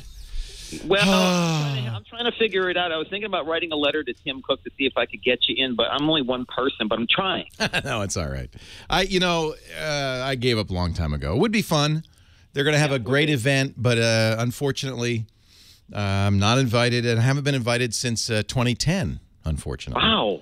That's crazy. Yeah. I'm the Kate Bush of Apple. I haven't performed. No. So, wait a minute. Let me get this straight. You've got an Airport Extreme. Yes. And a time capsule. A time capsule. All right. Well, same thing. It's an Airport Extreme with a hard drive in it. Okay. And when you set it up, did you give it what we call an SSID, a name? Mm-hmm. And when you set it up and you go to on your computer, it's an Apple computer, right? Yes, of course. Of course. Of course. And you go to the Wi-Fi chooser, you'd see numbers, not names. Basically, is that what you're saying? I mean, if I am looking in the airport utility right now, when I tap on the time capsule and I go to wireless clients, all it does is show 28:E7:CF::DD ongoing. What it is that's a particular device in the house, but it's showing the Wi-Fi address. It's not showing the actual name of the device anymore. And some guy out in Australia said he's having the same problem since he upgraded to the latest iteration of the software. I'm baffled. Me too. I don't know what to do anymore. And so, what do you see? You see 10.1.1.1.1. What do you see? Okay, I have one here under my living room Airport Express, and I have 3C:AB:80:. That's that's what we call the MAC address. Well, it says Wi-Fi address. Yes, yeah, exactly. And that's the iPhone 5S though, Leo, without the name now. On the iPhone, you see a MAC address. You don't see, Steve's or Chris's Wi-Fi. No, that's gone now. Ever since this problem last week, this is what's now showing up is these. I don't know, and I should probably do a search under the Apple support pages for this. However, and it doesn't say anything, huh? Well, I actually came across. I put my information out there, and some guy from Australia said, he sent me a whole bunch of information. He showed both with and without the update, and I guess I have the latest update, so that doesn't make any sense to me. But basically, it did before this problem of resetting the device. This is what's happening. Apple has no answer. No one seems to have an answer, and I'm running out of people. But I'm still going to turn to you because you've been in the tech industry longer than they have, as far as. Well, here's what I would do. I've never seen this. But here's what I would do. I would try. You can reset the time capsule, and you did that. Yeah, we did all this. This has all been done like 4 times already since last time I talked to you. In fact, we bought a new Express, and it made things worse. So we waited a couple of days, and we returned it, and I got my $100. Wait a minute. Your other Express did the same thing? All of them, when you go under the airport in the airport utility, they're all showing the same information. Yeah. In the airport utility, but on the phone also. That's what's odd. Because I'm using the airport utility on the phone. It's showing the same thing in the airport utility. In order to see what's going on with these devices around the house, I use the airport utility for everything because it shows if I tap on time capsule. But when you go to the Wi-Fi settings on your phone, you see the name. Yes. Well, let's see. Wi-Fi settings. If I go to the Wi-Fi settings in here. Wi-Fi. It shows the name, and what we did is we actually. So what do you care then if it's not seeing? As long as it sees the name in your devices, what do you care what the airport utility sees? Well, because I like to know if there's a problem with something around the house, and plus, you know what? It's really convenient to see what is where in the house, because it's the problem of what we had last week of where things are and why things are not always working. I mean, it'd be nice to see it by name. The airport utility is something that comes with Macintoshes that allows you to configure an airport network. Normally, when it pops up, it'll show you a picture of an express or a time capsule, or and it will say the English language name. Instead, it's just giving you the MAC address. Basically, yeah. And I'm still having Wi-Fi problems no matter where I move these things around the house. Big Ginge has a suggestion. He says your ARP table is full. ARP table? Your ARP table. Now, how would you clear your ARP table, Big Ginge? Because that's a weirdo situation. Yeah, let me get in. The chat room has some.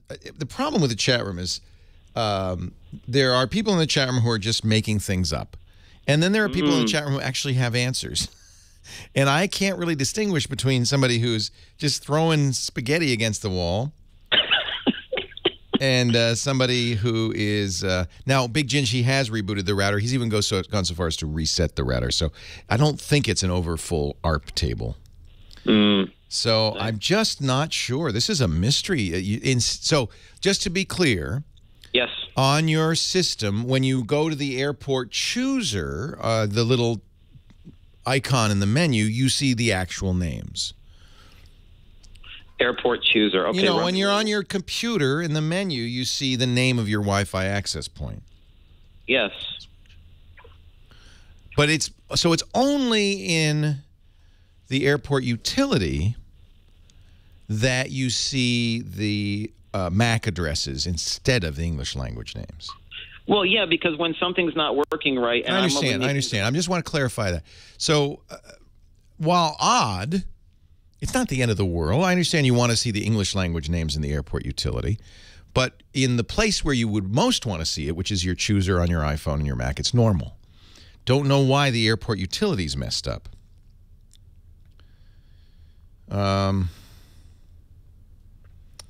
Chat room has all sorts of thoughts.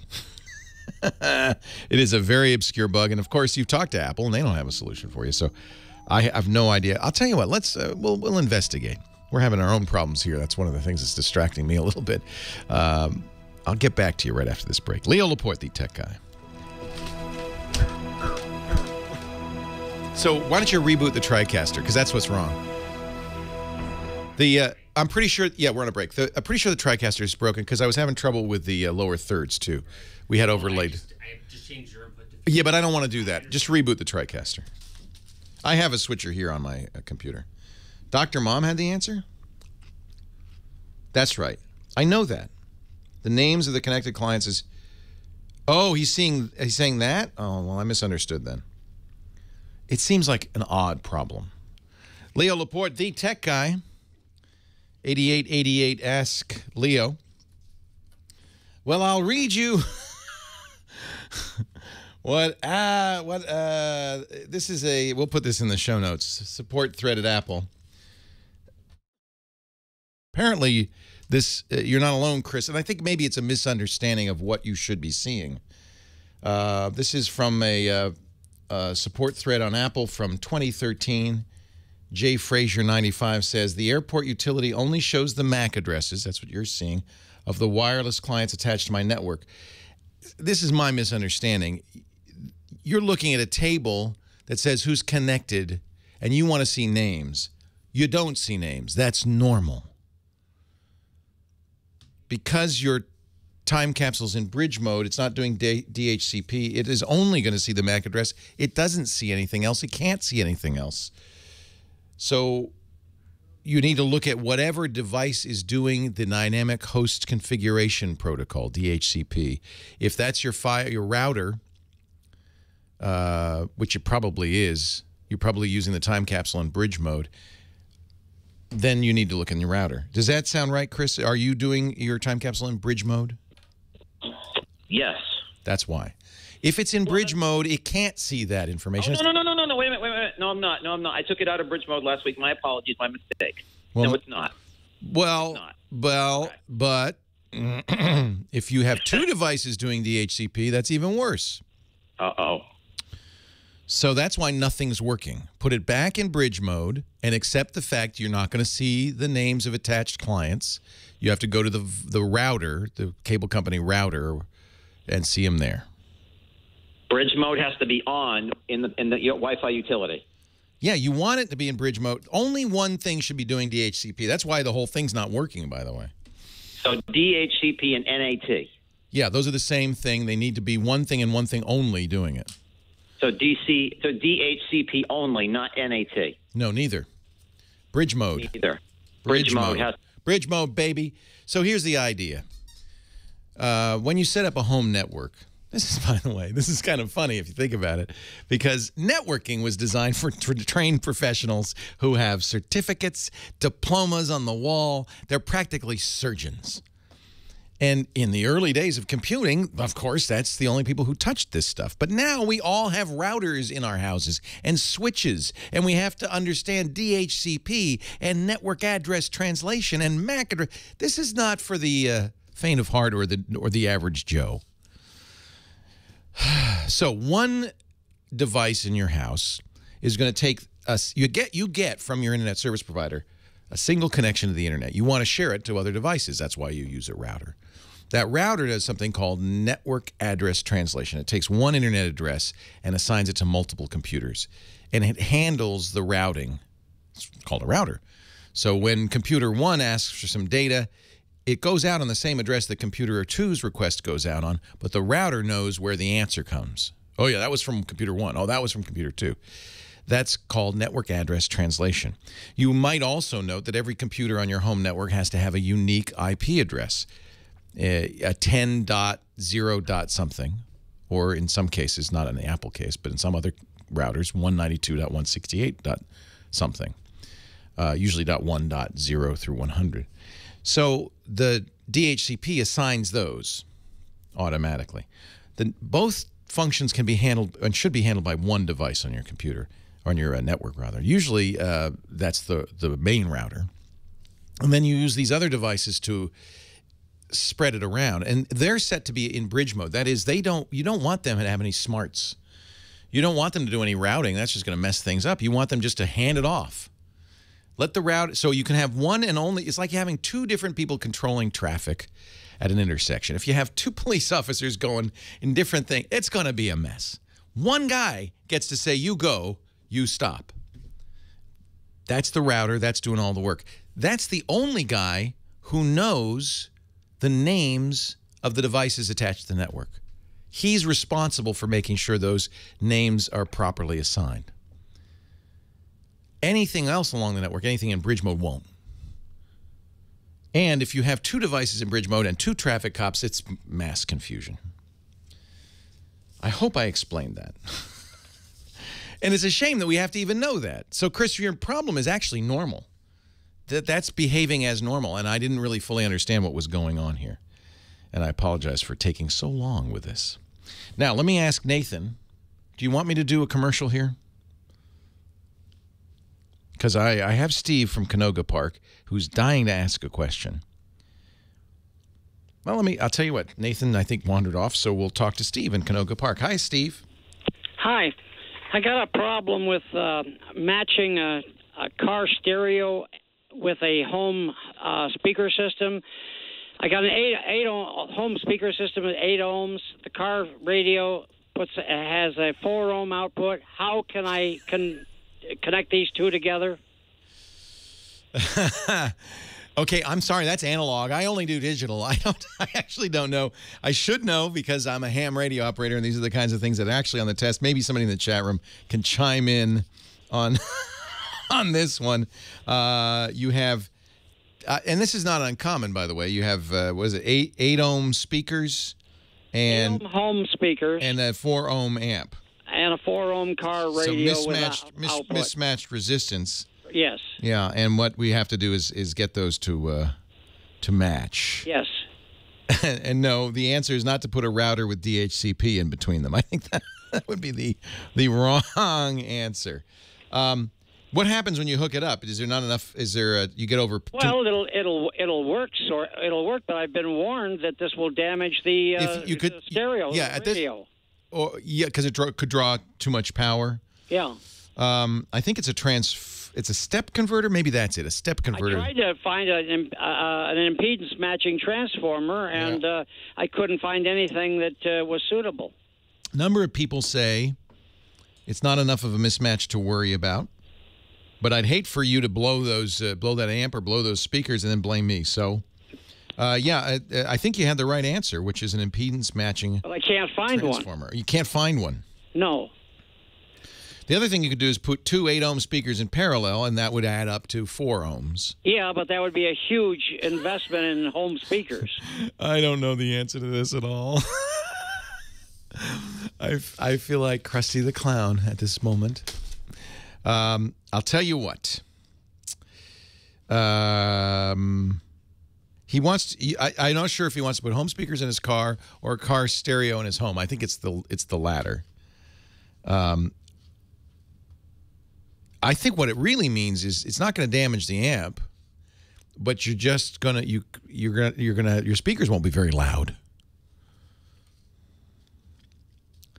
You'll have to turn it up higher. If it were the other way around, maybe. All right. I don't know. This is analog. I don't do analog. I'm sorry. You got any heart surgery questions? Greg in Camarillo, California. Leo Laporte, the tech guy. Hey, Greg. Hey, Leo. How's it going, bud? It's all right. What can I do for you? I understand it. Hey, I'm a longtime AVG user. Yes, the free antivirus. Yeah. Yeah, I'm to the point where they're taking over my my browser too often, and I think I'm done. Yeah, I've never been a fan of the free antiviruses, AVG or Avast. They're okay, but you get what you pay for. Yeah, pretty much. And now the good news is Microsoft. You're using what version of Windows? I have a couple computers, a 7 and an 8. Okay, 8 you don't need anything because it comes with an antivirus. Microsoft puts Defender on there. And for 7, just go to Microsoft.com/security essentials. That's their free antivirus. Much more lightweight, much less intrusive. I think very good choice. Really? Security Essentials? Yeah. It's free from Microsoft. Microsoft realized after a while, hey, this virus problem on Windows, we probably ought to do something about it. They don't want to step on the toes of the third-party antivirus companies. And at the same time, I feel like they know they need to do something. So they came out with Security Essentials.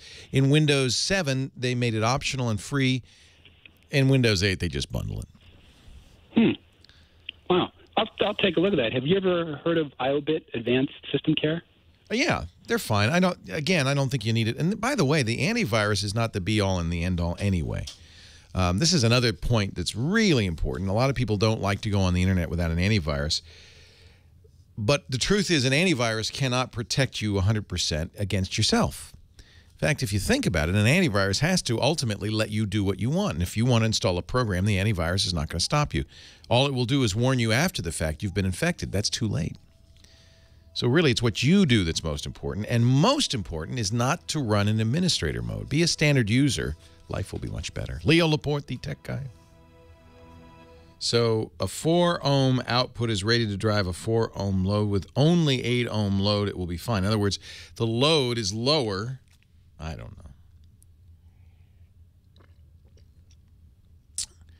Magpie says, I am an AV engineer. I deal with this a lot. 8-ohm speakers on a 4-ohm amp, not an issue. The key is the speaker load must never be lower than the amp, or you could blow the speakers, right? Or will it blow the amp? I don't know. Thank you, AV engineer. Anything with a chip in it, okay? With a chip in it. No analog. Actually, I'm glad to help out. I want to go to London now. So I could see Michael Caine. I wonder if Lisa wants to see Michael Caine. I probably can't get tickets, though. That sounds like that's like a black tie benefit.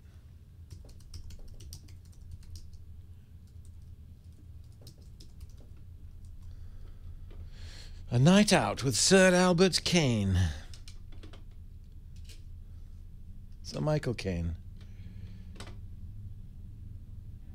Presenter and film buff Jonathan Ross will interview the 2-time Oscar winner live on stage.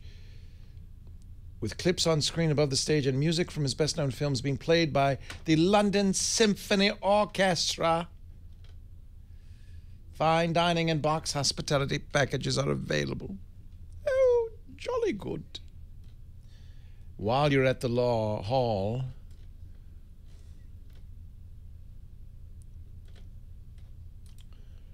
oh, jolly good. Let's buy tickets.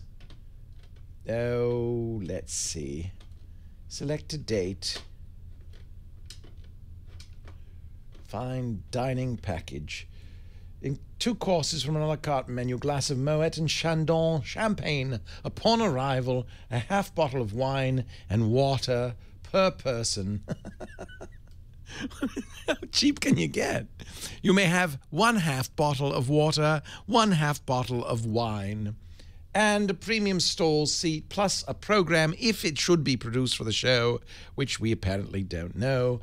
£198, 9 pence per person, 90 pence per person. Well, let's book it. Shall we?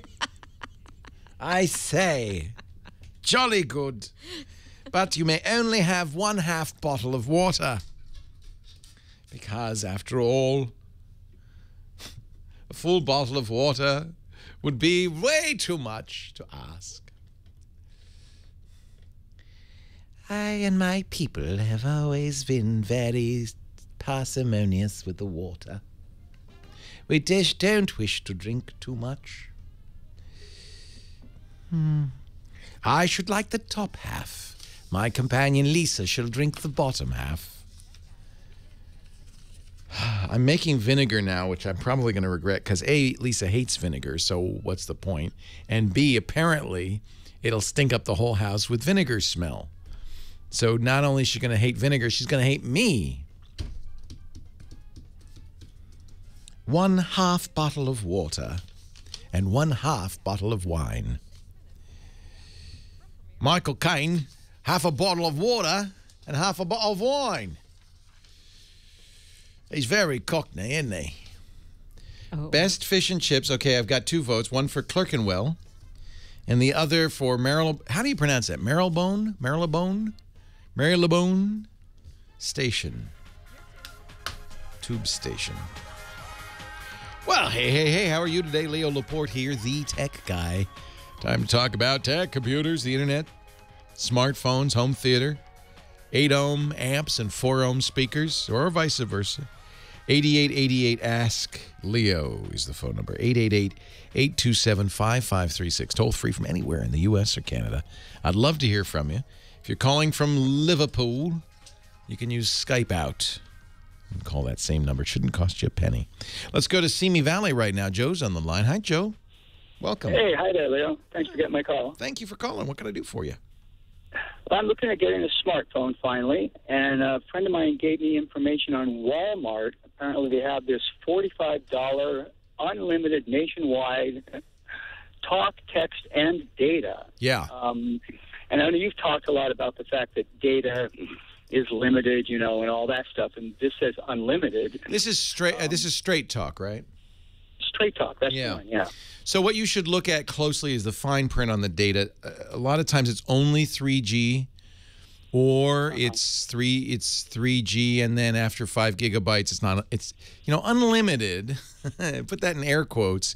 Could mean that you can always get data, but we throttle it down to bare nothing after 3 gigs. Yeah, it did say something like that in the fine print, like for so-and-so, and then as it gets towards the end of the month, then it shortens it. It's less usable. But that's fine. I mean, these are very good deals. And what this is Straight Talk is an MVNO, a mobile virtual network operator. They sit on top of networks from AT&T, Sprint, maybe even T-Mobile and Verizon. But the last I checked, I think Straight Talk was AT&T or Sprint.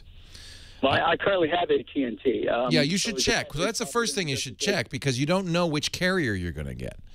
So you should make sure it's a carrier that works okay for you. Straight Talk can uses more than one. Do you have a choice or not? I don't think. Well, it depends on the plan. The plan should say somewhere, again, the fine print, which carrier it is.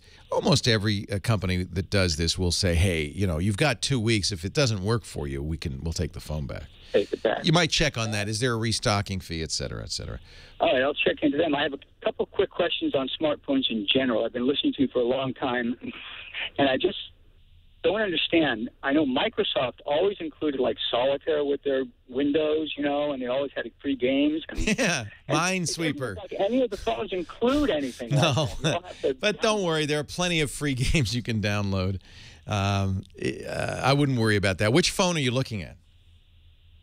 Well, based on what you've been talking about, either the iPhone, which is the new one coming out. Yeah, although Walmart has some really good deals on the old ones because of that. So you might 99-cent, might be able to get a 99-cent iPhone, which is not bad. Of course, it's with 2 years commitment. Right, as they all are. As they all are. But I was just wondering, because they don't even include a simple game in it. You have to download it. Everything is downloadable. Is that correct? Yeah, I mean, I'm trying to think. Does the iPhone come with a game? No. It comes with a number of free programs, including a word processor, spreadsheet, and presentation program, all three. Oh. But, no, they don't include games. The good news is there's lots of free games. In fact, the real risk on this is the freemium games, because what will happen is most games now are free, but as you play, you'll find you have to pay a little extra to speed them up or give you more gameplay, that kind of thing. Those are called freemium, and developers have realized you make much more money doing that than you do charging $5 for the game. So I wouldn't worry about free games. There are literally hundreds of thousands of games available on the iPhone. Okay, one quick last question then for you. The voice thing, the Siri voice thing, I saw somebody talking into an iPhone and asking Siri, and I saw someone talking into a Samsung and asking Siri. In neither case does saying the word Siri have any impact. You don't need to say Siri on an iPhone or Samsung. Apple calls its voice dictation and command system Siri. Samsung has its own called S-Talk. There's also Google Voice, and all Android phones have Google, and then Samsung has an additional system that came from Nuance, which I don't like very much. That's one of the reasons I don't like Samsung phones. They want you to use Samsung stuff, not Google stuff, and they make it hard to use the plain. I like plain Google. I think Google does it best. But by the way, the Windows Phone also has that. It's called Cortana, but in no case do you need to say the name Cortana or Siri, but people often do. I even do sometimes. Siri, what's the name of that movie that Michael Caine was in? Just because it feels like you're talking to somebody, but frankly, Siri ignores that. Okay. Cool. You don't have to say any names. And at Google, by the way, Google's voice is not personified. It's only Microsoft and Apple that do that. The Google voice thing, there's no person. It's a machine, and so they don't give it a name. Sounds like, I didn't know that either. Well, okay. Hopefully, I'll find one. I think that's a good way to go. But again, you always want to be very careful to read the fine print. The phone you get will tell you what network you're going to go with. Some of the phones are Sprint, some AT&T. All of them will have some limitations, even though they say unlimited data. There will be some limitations on it, like it slows down after a certain amount of time, that kind of thing. All right. So the only real thing is to find out which phone feels good to you and what looks good. Yeah. Nowadays, well, yeah. I mean, you can choose. I would choose the carrier first because you want a carrier that works. And most carriers have most phones. There are some exclusives though, and that's that's unfortunate. For instance, there's a really nice Windows phone. But it's on Verizon only, the HTC M8. I really like it, but you can't get it on AT&T yet. So there are a few exclusives, but generally any phone can be you can buy on any network. It's funny though. Years ago, I had a Windows phone, like one of those HTC ones. They've come a long way. Nobody I know has a Windows phone. That's still the case, isn't it? Yeah, and I don't think that means that Windows Phone is bad. In fact, I think it's pretty impressive in many ways, but it just doesn't have much market share, about 1%. Yeah. And that's just because Apple and Android got there first and really ate up the market. And people don't tend to shift. It's like Windows and Mac. Once you settle on one, you don't tend to use the other. Oh, yeah. My friends have the iPhones. They won't give them up. Yeah, exactly. And I don't think, truthfully, there's much difference between a Windows phone, an iPhone, and an Android phone. They all have roughly the same capabilities. Okay, well, that helps. Thank you. Yeah. Very good.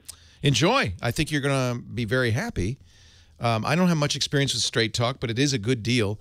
You should also investigate T-Mobile. T-Mobile, if they have good coverage where you tend to use your phone, also has very aggressively priced deals. They have a $30 web-only deal. It's a month-to-month deal, no contract. For $30, you get unlimited, and they really do mean unlimited data, unlimited text. What they limit is the phone calls. But what I found, and maybe, you know, that's me, but I don't make many phone calls on my smartphone. They give you 100 minutes a month. That's plenty for me. But you have, you know, everybody's different. It's one of the kind of the neat things about smartphones. They're the ultimate personal computer. You carry it in your pocket. You have it with you all the time. You use it more probably than your desktop or your laptop. It is the computer you use the most. So spend some time to pick one that you're going to like, especially since you're pretty much locked into it for 2 years. That's unusual, isn't it? That's depressing. Elliot is in Fontana, California, our next caller. Hi, Elliot. Yes, good afternoon, young man. Good afternoon, sir. Yes, I learned a lot just listening to the program. Thank you. Yes, I have a problem which may or may not be unique. I'm really trying to ascertain if, in fact, I have a group of malware on my computer. Uh-oh. I have I'm using, have been using Mozilla. When I would go on there was a icon. The icon would change from the arrow to the back of a hand. Yeah, that's normal. That's not malware. That's supposed to do that. It's supposed to do that when you hover over certain kinds of controls to indicate that that is a special control that you can tap or something. But then it's normal.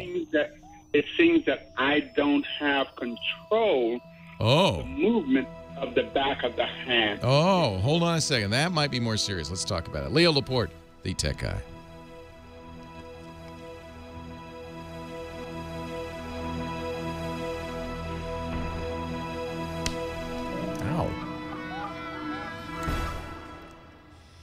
Bit Gravity's buffering again.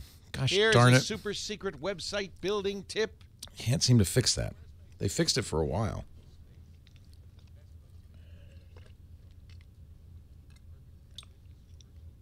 The system's getting busy, huh?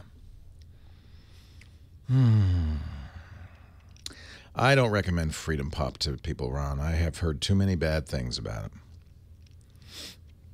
it. Free internet. Yeah, always give me. Okay, best fish and chips in all of London from a website called Trotter Mag. I don't know if I really should trust them, should I? Keep Britain tidy. All right, number 1, Poppy's on Hanbury Street.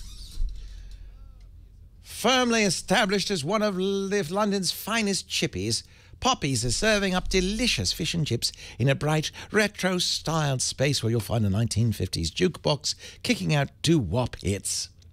Number 2, the Golden Hind on Marylebone Street. Marylebone. Marylebone. When it comes to fish and chips in London, Mary Poppins. Locals and in-and-out tourists can agree Golden Hind does it best. Set in the quaint neighbourhood of Marylebone, down a cobblestone back street, you'll find a charming family-owned shop that serves freshly caught fish sourced from Grimsby Market. Well, well, well. Oh, yeah, you know, I've seen this, actually. Last time I saw it, though, the I was missing. Now it's the D. Apparently they have different signs for different occasions. Gilles in Notting Hill. Posh. Finest quality fish and chips for over 30 years. Gilles relaunched in 2007 with a new look and menu but kept its British chip shop approach. Fresh fish, no frills, friendly service. Yum. Yes, the Golden Union Fish Bar. It's in Soho. Lots of plates. See, that looks pretty good. Rock and Soul Place. London's oldish fish and chip shop Established in 1871. It's old fish, but it's good fish. Those chips look good, don't they? Ooh, those look good. Those look extra good. The Rock and Soul. What neighborhood is that in? Oh, it's Covent Garden. I don't know, though, if I can trust this anymore. They spelled Covent Garden with an N. That's wrong. That's wrong. I think this must be an American website. No wonder that English accent's so bad. Curry. Yeah, I love... Actually, the Indian food is great in London. Leo Laporte, the tech guy. 8888 ask Leo. That's the number. So Elliot's called with an interesting conundrum. He's in Fontana, California. He's using Firefox. Every once in a while, the normal arrow pointer turns to a hand. That's not unusual. In fact, that's normal. But here's what scares me.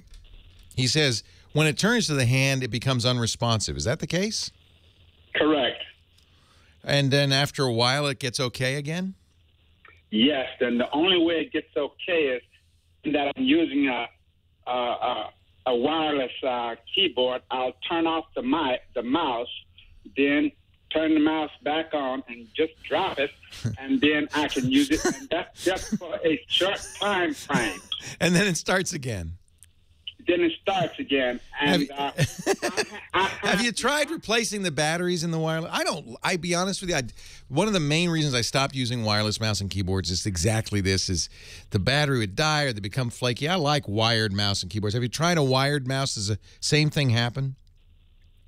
I've not tried a wired mouse. I have it on the wired mouse on one of my other computers, but yank it out just for today, just for the time being. Yank it out, put it in this computer, and see if that problem goes away. If it does, then we know it's not malware. It's nothing wrong with the computer. It's something wrong with the mouse and the wireless mouse, and maybe it needs new have you put new batteries in it?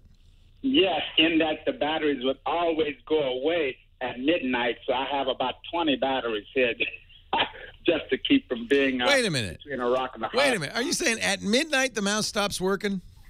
Yes, because I work in the evening most of the time. So I think, my friend, I think you need to get a wired mouse permanently and stop using the wireless mouse. Well, that's what came with this. I know, but I tell you what, a wireless mouse should go days, probably weeks without a battery change. If you have to change it at midnight, that's not right. No. It will go maybe 2 to 3 months. That's not a problem. Good. Oh, okay. Extensive time frame. It's just a matter of the time that it will become inoperable is when I'm doing something at midnight. I understand. And you can't run out to the store. You know what? A wired mouse is $5. They're cheap. Get a Microsoft wired mouse. I think you'd be much happier. And I suspect that's the problem. It's the wireless mouse. Especially if turning it off and on again and dropping the mouse fixes it. It's the mouse. Yeah. I thought there was a deep problem. I was going to buy Tune-Up Pro and... No, God, that will ruin your computer. Don't buy any of that stuff. That's snake oil. That stuff does not do anything good. Well, when you don't know what you're doing... I understand. No, that's why they do a good brisk business. A lot of people go, I don't know what's wrong. So I would say the way you could really tell is take that wired mouse off of the other computer. Is somebody using the other computer? No, it's sitting over here, and I can't get it connected to the modem. I have a wireless modem. Right. And I don't know. Then that's okay. Then borrow that wired mouse just for a little bit. See if the problem persists. I bet it won't. If it goes away, then just get a different mouse. And their mice are cheap. Oh, yes, I know. I think I may have quite a few of them in storage. I bet you do. I look in my drawer. There's mice all over the place, and I'm not talking live ones. Those are I get computer mice everywhere. Now, I also have a wireless keyboard, would it be to my benefit to switch keyboards also? Well, not if you're not having problems. The reason that companies ship wireless devices with the computer is it's cleaner looking. But I find, I'm using wired. When it's a critical situation, like I'm doing a radio show, I don't want to mess with batteries. Even at home now, I just went wired. It's just the wireless, too many things can go wrong. On the other hand, if you haven't had a problem with a wireless keyboard, continue using it. You own it. But you are having problems with the wireless mouse. My thinking is the problem is the mouse, especially since you fix it by turning it off and on again. Sounds like the mouse. Just get a wired mouse. Should fix everything. Hey, I thank you. Good to talk to you, Elliot. I appreciate it. Let's see. Do we have time maybe for one more before the bottom of the hour? I think so. Sean in West Warwick, Rhode Island. Hi, Sean. Hi, Leo. How are you? I'm well. How are you? Not bad. I built my own PC about a year and a half ago, and I run 2 hard drives, one SSD, one mechanical. I installed the OS on the SSD. My question to you is I heard that sometimes sectors on the SSD can go bad over time. All hard drives can lose sectors. SSDs are not more prone to that in my experience. They're just as reliable as spinning hard drives. Don't worry about it. Okay. So timing-wise, I shouldn't have to worry? No. What happens with SSDs is they do something called wear leveling to make sure that every cell on the solid-state drive is written to an equal amount of time so no one cell wears out faster than any other. SSD drives are now very robust, very reliable. I use them instead of spinning drives in all my new computers. It makes such a difference in speed. You did the right thing, which is you get a SSD drive for your applications and your operating system, and you put your data on the spinning drive. Of course, you keep your system backed up. All hard drives can have problems, but I don't find that SSDs are any less reliable than regular drives. I think they're great. Okay. Thank you. You're welcome. I thank you for the call. This is a category which is exploding. In fact, SSDs, the solid-state drives, are now dropping in price enough so that there's just no reason to buy a spinning drive unless you need massive capacity. That's, by the way, why the drive manufacturers who make spinning drives have now increased the capacity. There's an 8-terabyte drive out there. 8 terabytes. That's the only way they can compete, really, with the solid-state drives. Solid-state is a great technology. Speeds up everything you do. Reads are faster, writes are faster. It makes a huge difference. All right, we're going to take a break. Come back with more of your calls. 8888 Ask Leo. Leo Laporte, the tech guy. I love it. I love this tweet. From Sherwin Smith. Sherwin rocks on Twitter. My dad is talking to Leo Laporte on the Tech Guy Show instead of me. My work here is done. Nice. I think his father was the one with the mouse. I bet you. You don't believe me? Call Leo. Love it. I love it.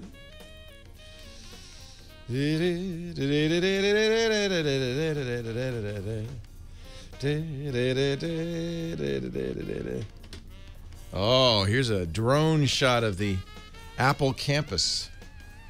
This is the new Apple campus that's going up in Cupertino. This is going to be gorgeous. I wonder. Oh, there's the BarkBox. I wonder if they'll shoot him down. Ooh, the Ring. Is that going to be a beautiful? Oh, what a building.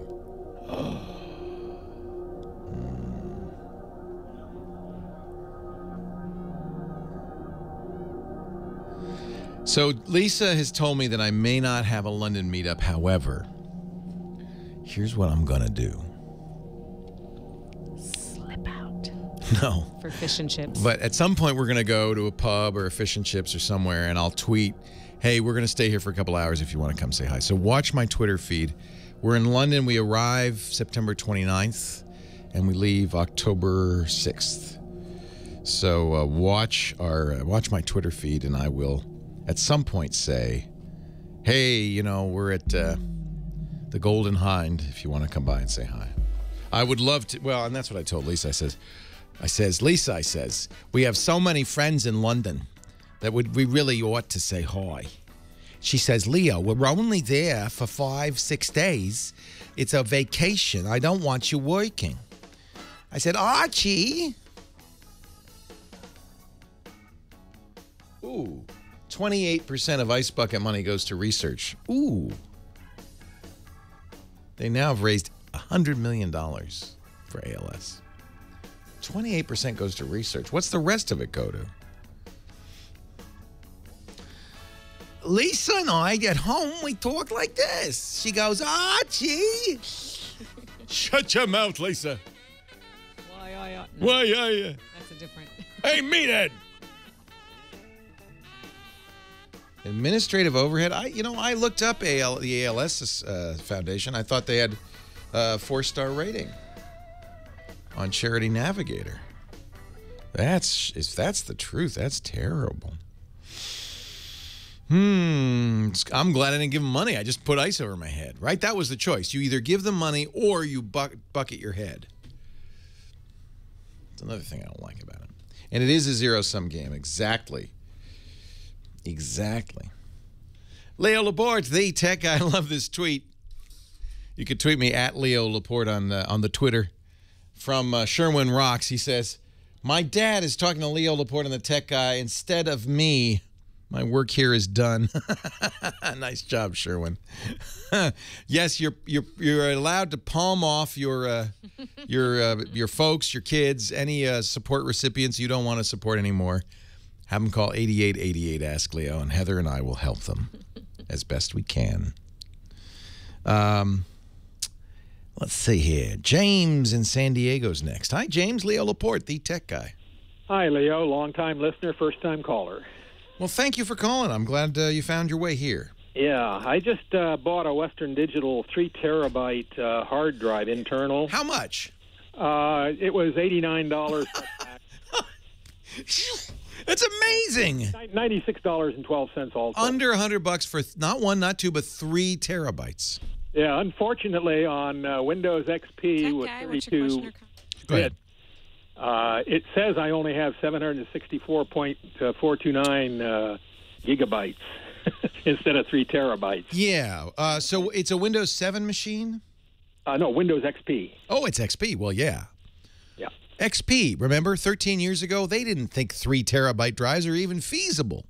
Right. They didn't think a terabyte was. In fact, 500 gigabytes was a lot. So that's the problem. Now, there are 2 places this could be a problem. One is in the software, which you're experiencing, but also the hardware's older, and it may be your BIOS is also not seeing the whole drive. That's what I'm guessing. It's telling me that that it's got a partition in the master boot record, and I'm pretty sure it's that new GUID partitioning that they have to use for the 3 terabytes. Yeah. So it's a shock that I'm seeing this. I want to make sure there's not something wrong with the drive, that it's just... Yeah, 3 terabytes would have to be GUID. XP obviously never even knew about that. So you could partition the drive. That's my question is, can I reformat this in a master boot record and partition it into 2 logical drives, one with 2 terabytes and one with 1 terabyte? My guess is you can. I think I've seen things that suggested that was possible. Yeah, MBR can only go to 2 terabytes. These are 2 different formatting structures. MBR is the old style master boot record. GUID is the new style. I don't know why. The naming scheme makes no sense, but that's the names they chose. And but I believe you can reformat. Now, you're going to need a disk manager to do it. I'm not sure if the XP disk... Yeah, it should because you're downward formatting it. So the XP disk manager should allow you to create smaller partitions using MBR. You could make 1 2 terabyte and 1 terabyte, something like that. Yeah. Okay, that's the impression I had, but I also wanted to make sure there wasn't something... Well, you'll know. I'll tell you what. You'll know immediately when you fire up the disk manager in XP. Yeah, I'm looking at it right now. If you see the whole thing, then you're golden. You may not be able to. I only see 760. Yeah, so you may not be able to turn that physical drive into the smaller drives with the older software. Okay, so that would be the possibility. That would also be a possibility, and. Then I'm not sure where you go. Return them to seller and get 2 terabyte drive. Yeah, or maybe maybe time for a new computer. I hate Windows 7, and I've got an 8.1, and I hate it too. All right. I'm lost trying to get through that thing. I would like to have it look like XP, and I'm told Windows 7 will do Windows 7's pretty much the same. You don't like it, huh? Not as it's configured, as it's sold. Another person I know who knows less about computers than I do, I was trying to help the person. Yeah. It took me about 3 hours to even find a file.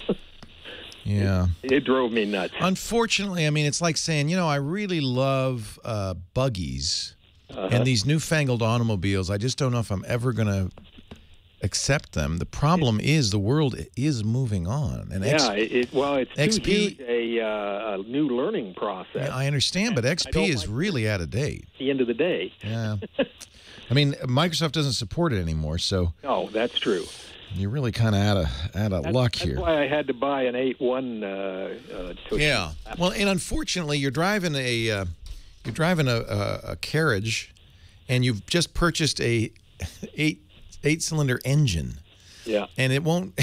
It's not going to work too well in that carriage. So, yeah. I mean, I don't know what to say. At some point, you're going to have to bite the bullet and either get used to a newer version of Windows or stop using Windows entirely. You know, maybe if you're going to do that, maybe you go to a Macintosh and say, you know, call it a day. There are all sorts of issues with using that hard drive. You might just bring it back. But at the same time, I'd love to get you off XP. I really don't think that's the place to be for a while. Jim in Woodland Hills, California. Leo Laporte, the tech guy. Yeah, Leo, I'm stuck with Time Warner for my internet service because of my location. And the thing is, I want to find out if I should be saved from a Rube Goldberg situation because I want to get rid of their modem and buy my own. Yeah. But if you do that where I am, they say I would keep the modem I already have from Time Warner, which suddenly becomes free if I have my internet modem that I buy sitting right beside it. But it's insane. But that means, though, that I need a splitter. Why do they care? I don't get it. I mean, in other words, you're keeping the same thing, and if it only runs telephone through it. So you have telephone service. Right, telephone. That's and internet. why. That's why. So the telephone service is provided by the same box. You can't. If you took the modem that many cable companies let you do this. I don't know about Time Warner, but I certainly with Comcast, I didn't want to use their modem. I didn't want to rent it for $5 a month. So I went out and I bought a very nice modern Eris modem that I connected up, and I took the cable company modem out and brought it back to the store. But you can't do that because you're using their phone service too. Right, and what I'm wondering is, will I be hurting myself if I do have the side-by-side and the signal is split?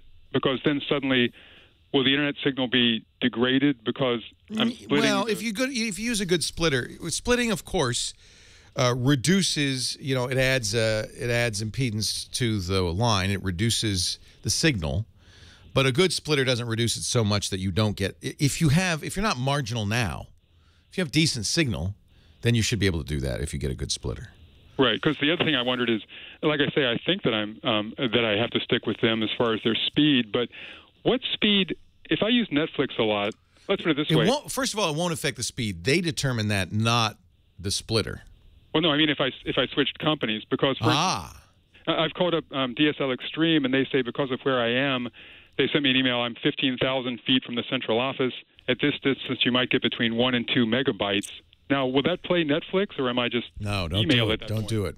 And this is the thing I've talked about, this de facto monopoly or duopoly that 86% of people in the United States have. It's why we don't have good internet service, why we're paying more for it than in almost any other country, because you don't have a choice. You're far enough from the phone company. DSL, which is the phone technology that DSL Extreme uses and your phone company uses, is severely limited by distance. Get more than 2 miles from the central office, the speed goes way down. Yeah. And so you're just out of town, so you're not going to get good DSL. So that means your only choice is your cable company, period. Right. Or, you know, some satellite service, which isn't very good. Well, about how fast do you need speed-wise to use Netflix well? Well, in theory, you could use it with 1 or 2 megabits per second, but it won't be of super high quality. You can go to Netflix site and see what quality video you'll get In theory, if you could get 100% of 1.5 megabits per second, that should be enough for a high-def signal. But that's not what you're going to get because other things are using it. You know, I mean, it's just you're not going to get that. It's way too slow for that. Yeah. You're stuck. So do the Rube Goldberg. As long as you want to keep the phone service, do the Rube Goldberg. It's your only choice. Leo Laporte, the tech guy.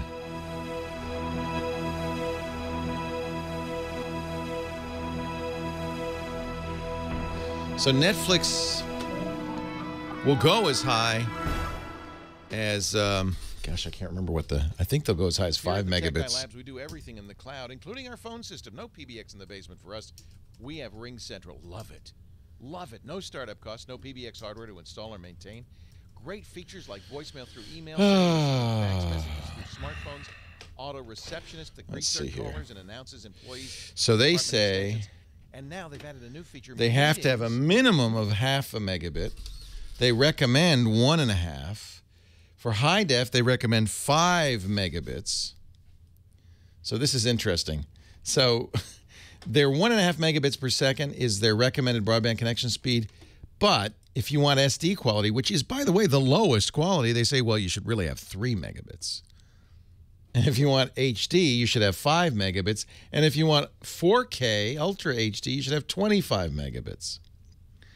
So it'll work. It just won't work well. It just won't work well. This is why I don't recommend getting phone service from your cable company, by the way. And it's why they love it, because you're tied to them. Jan, I think you're still in the chat room. There is one B&B in town that's cute. It's called the Metro. It's not exactly a B&B, but it's kind of like that, the Metro Hotel. It's within walking distance of us. I haven't stayed at the Petaluma Hotel. They're next door. They used to be a residential hotel. Supposedly they've been fixed up a little bit. I haven't been there, so I don't know. And then a lot of people just stay at the Sheraton, which is probably the nicest hotel in town, if you're coming to Petaluma. The Metro's kind of shabby chic, but it's not. I like it. Whoa. Whoa.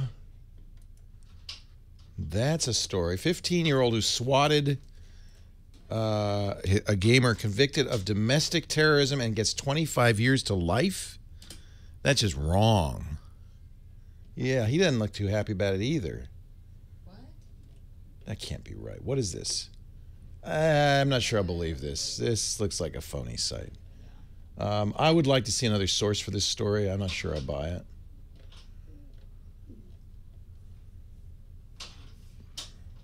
Swatting is when you call the SWAT squad on somebody. You say, it's a very horrible thing to do, and it happens a lot, unfortunately, where you call the police and you say, I'm being held hostage in somebody's house or whatever, and they bring in the SWAT squad. It's a bad thing to do, and apparently if you do it in Louisiana, you could go to jail for 25 years to life. Defense. I want to see another source of this. This looks awful lot like a parody site. I'd love to see another source for this before I say it's true.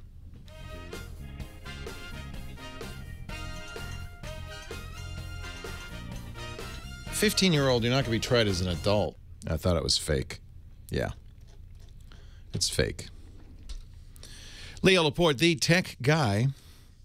8888 ask Leo. Oma is on the line from San Juan Capistrano in California. Hi, Oma. Hello, Oma. Oh, you know what? There's one little thing I have to do, Oma. It's called press this button. There we are. Hi, Oma. Hi. Can you hear me now? I'm so sorry. Yes.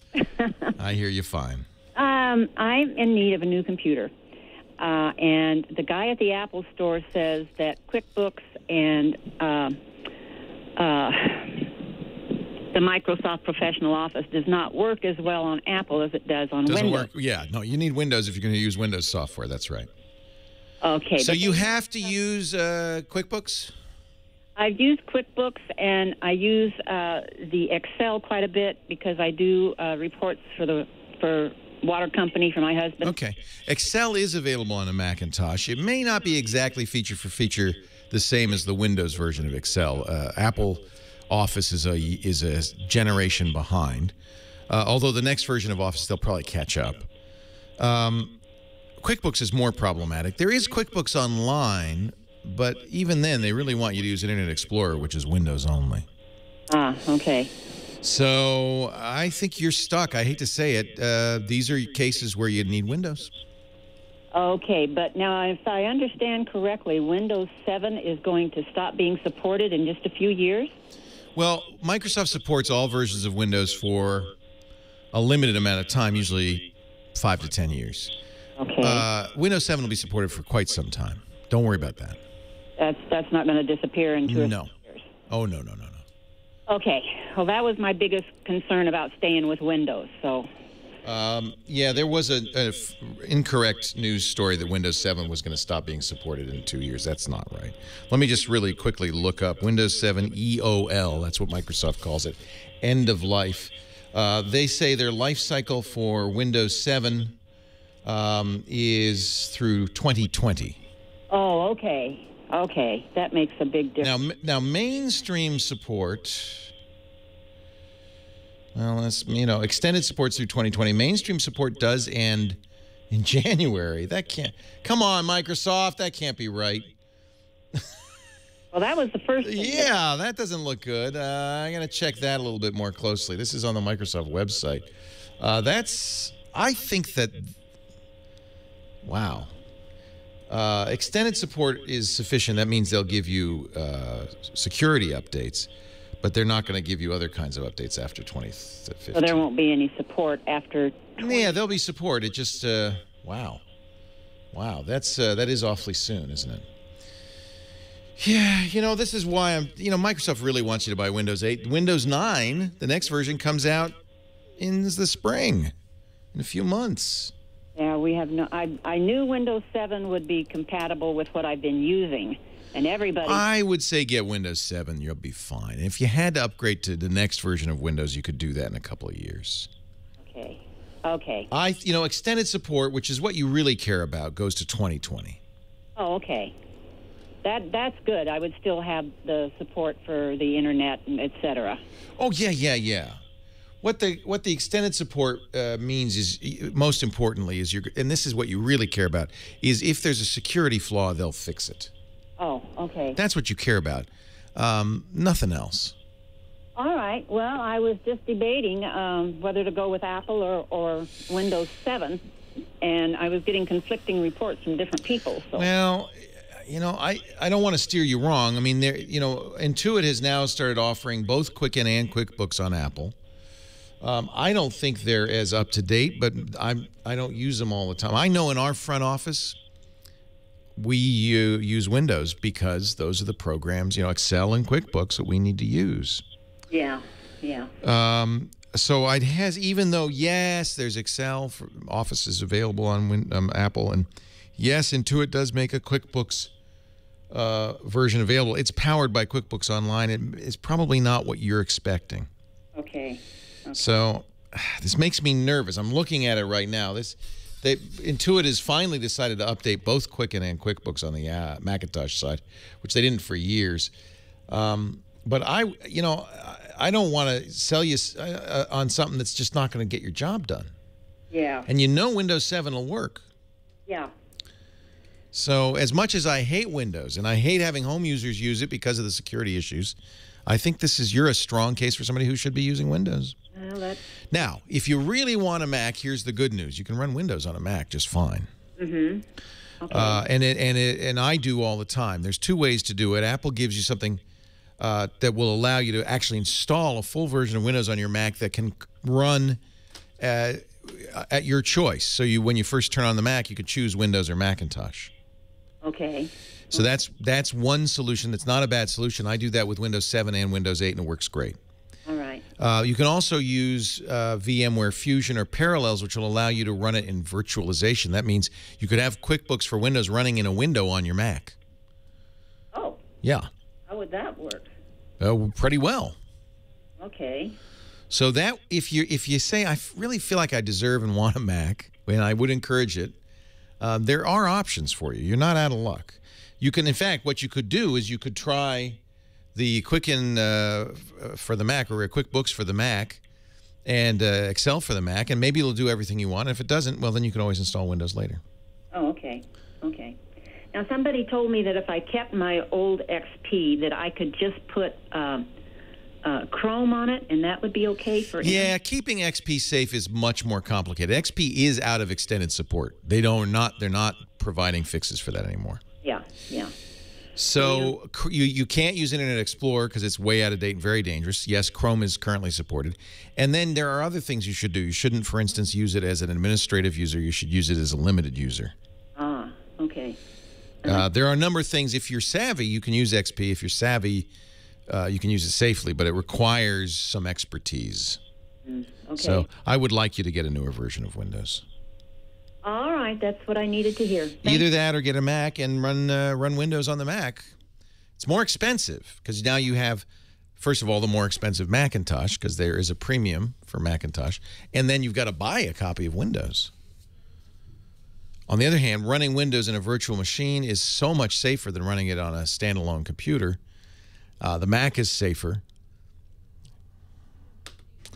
You know, I'm always stuck here because while I don't like people to use Windows unless they have to, if you have to, if you're a gamer or you're running Office applications like QuickBooks, you should be using Windows. It's just then there's a burden on you to keep yourself secure and so forth. XP is probably the worst choice. Let's get rid of that right away. Wow, this day went fast. I want to thank Nathan Staten, our musical director, for doing such a bang-up job this week. You're awesome. Heather Hammond, the Phone Ranger. You two rock and roll. We do the show every weekend. I hope you come by and say hi, answer your questions. If you heard something and you want to know more, or you have an opinion you'd like to express. There are people in the chat room, for instance, who say, oh, I use QuickBooks on the Mac. It's great. Let us know by a couple of things you can do. But the best one would be, of course, to go to the website, techguylabs.com. You'll see every day on the website, every show. We even break the shows down by hour and every hour down by question. So you can go drill down right to the question you want. And we have you can read the question, my answer. You can watch and listen to a few days after the show. We put up YouTube video going right to that question. But then you can also add your comment, your thought, your suggestion, and vote comments up and down. That'll help make it a little bit more useful. And the nice thing about this, it's always free. We don't charge you for this. techguylabs.com. Keep that in mind during the week. If you've got a question, probably you'll find the answer there. Thanks for joining me. I'm Leo Laporte, the Tech Guy. Have a great Geek Week. Well, that's it for the Tech Guy show for today. I'm Leo Laporte. Thank you so much for joining us. Don't forget, the Tech Guy is just the tip of the iceberg. We do nearly 30 shows now on the Twit Netcast network, and you'll find them all at twit.tv. We talk about Windows on Windows Weekly, Macintosh on Mac Break Weekly, iPad on iPad Today. You get your daily dose of tech news from Tech News Today, and our weekly roundtable show, This Week in Tech. It's all at twit.tv. And I'll be back next time with another great Tech Guy podcast. Thanks for joining me. See you next time.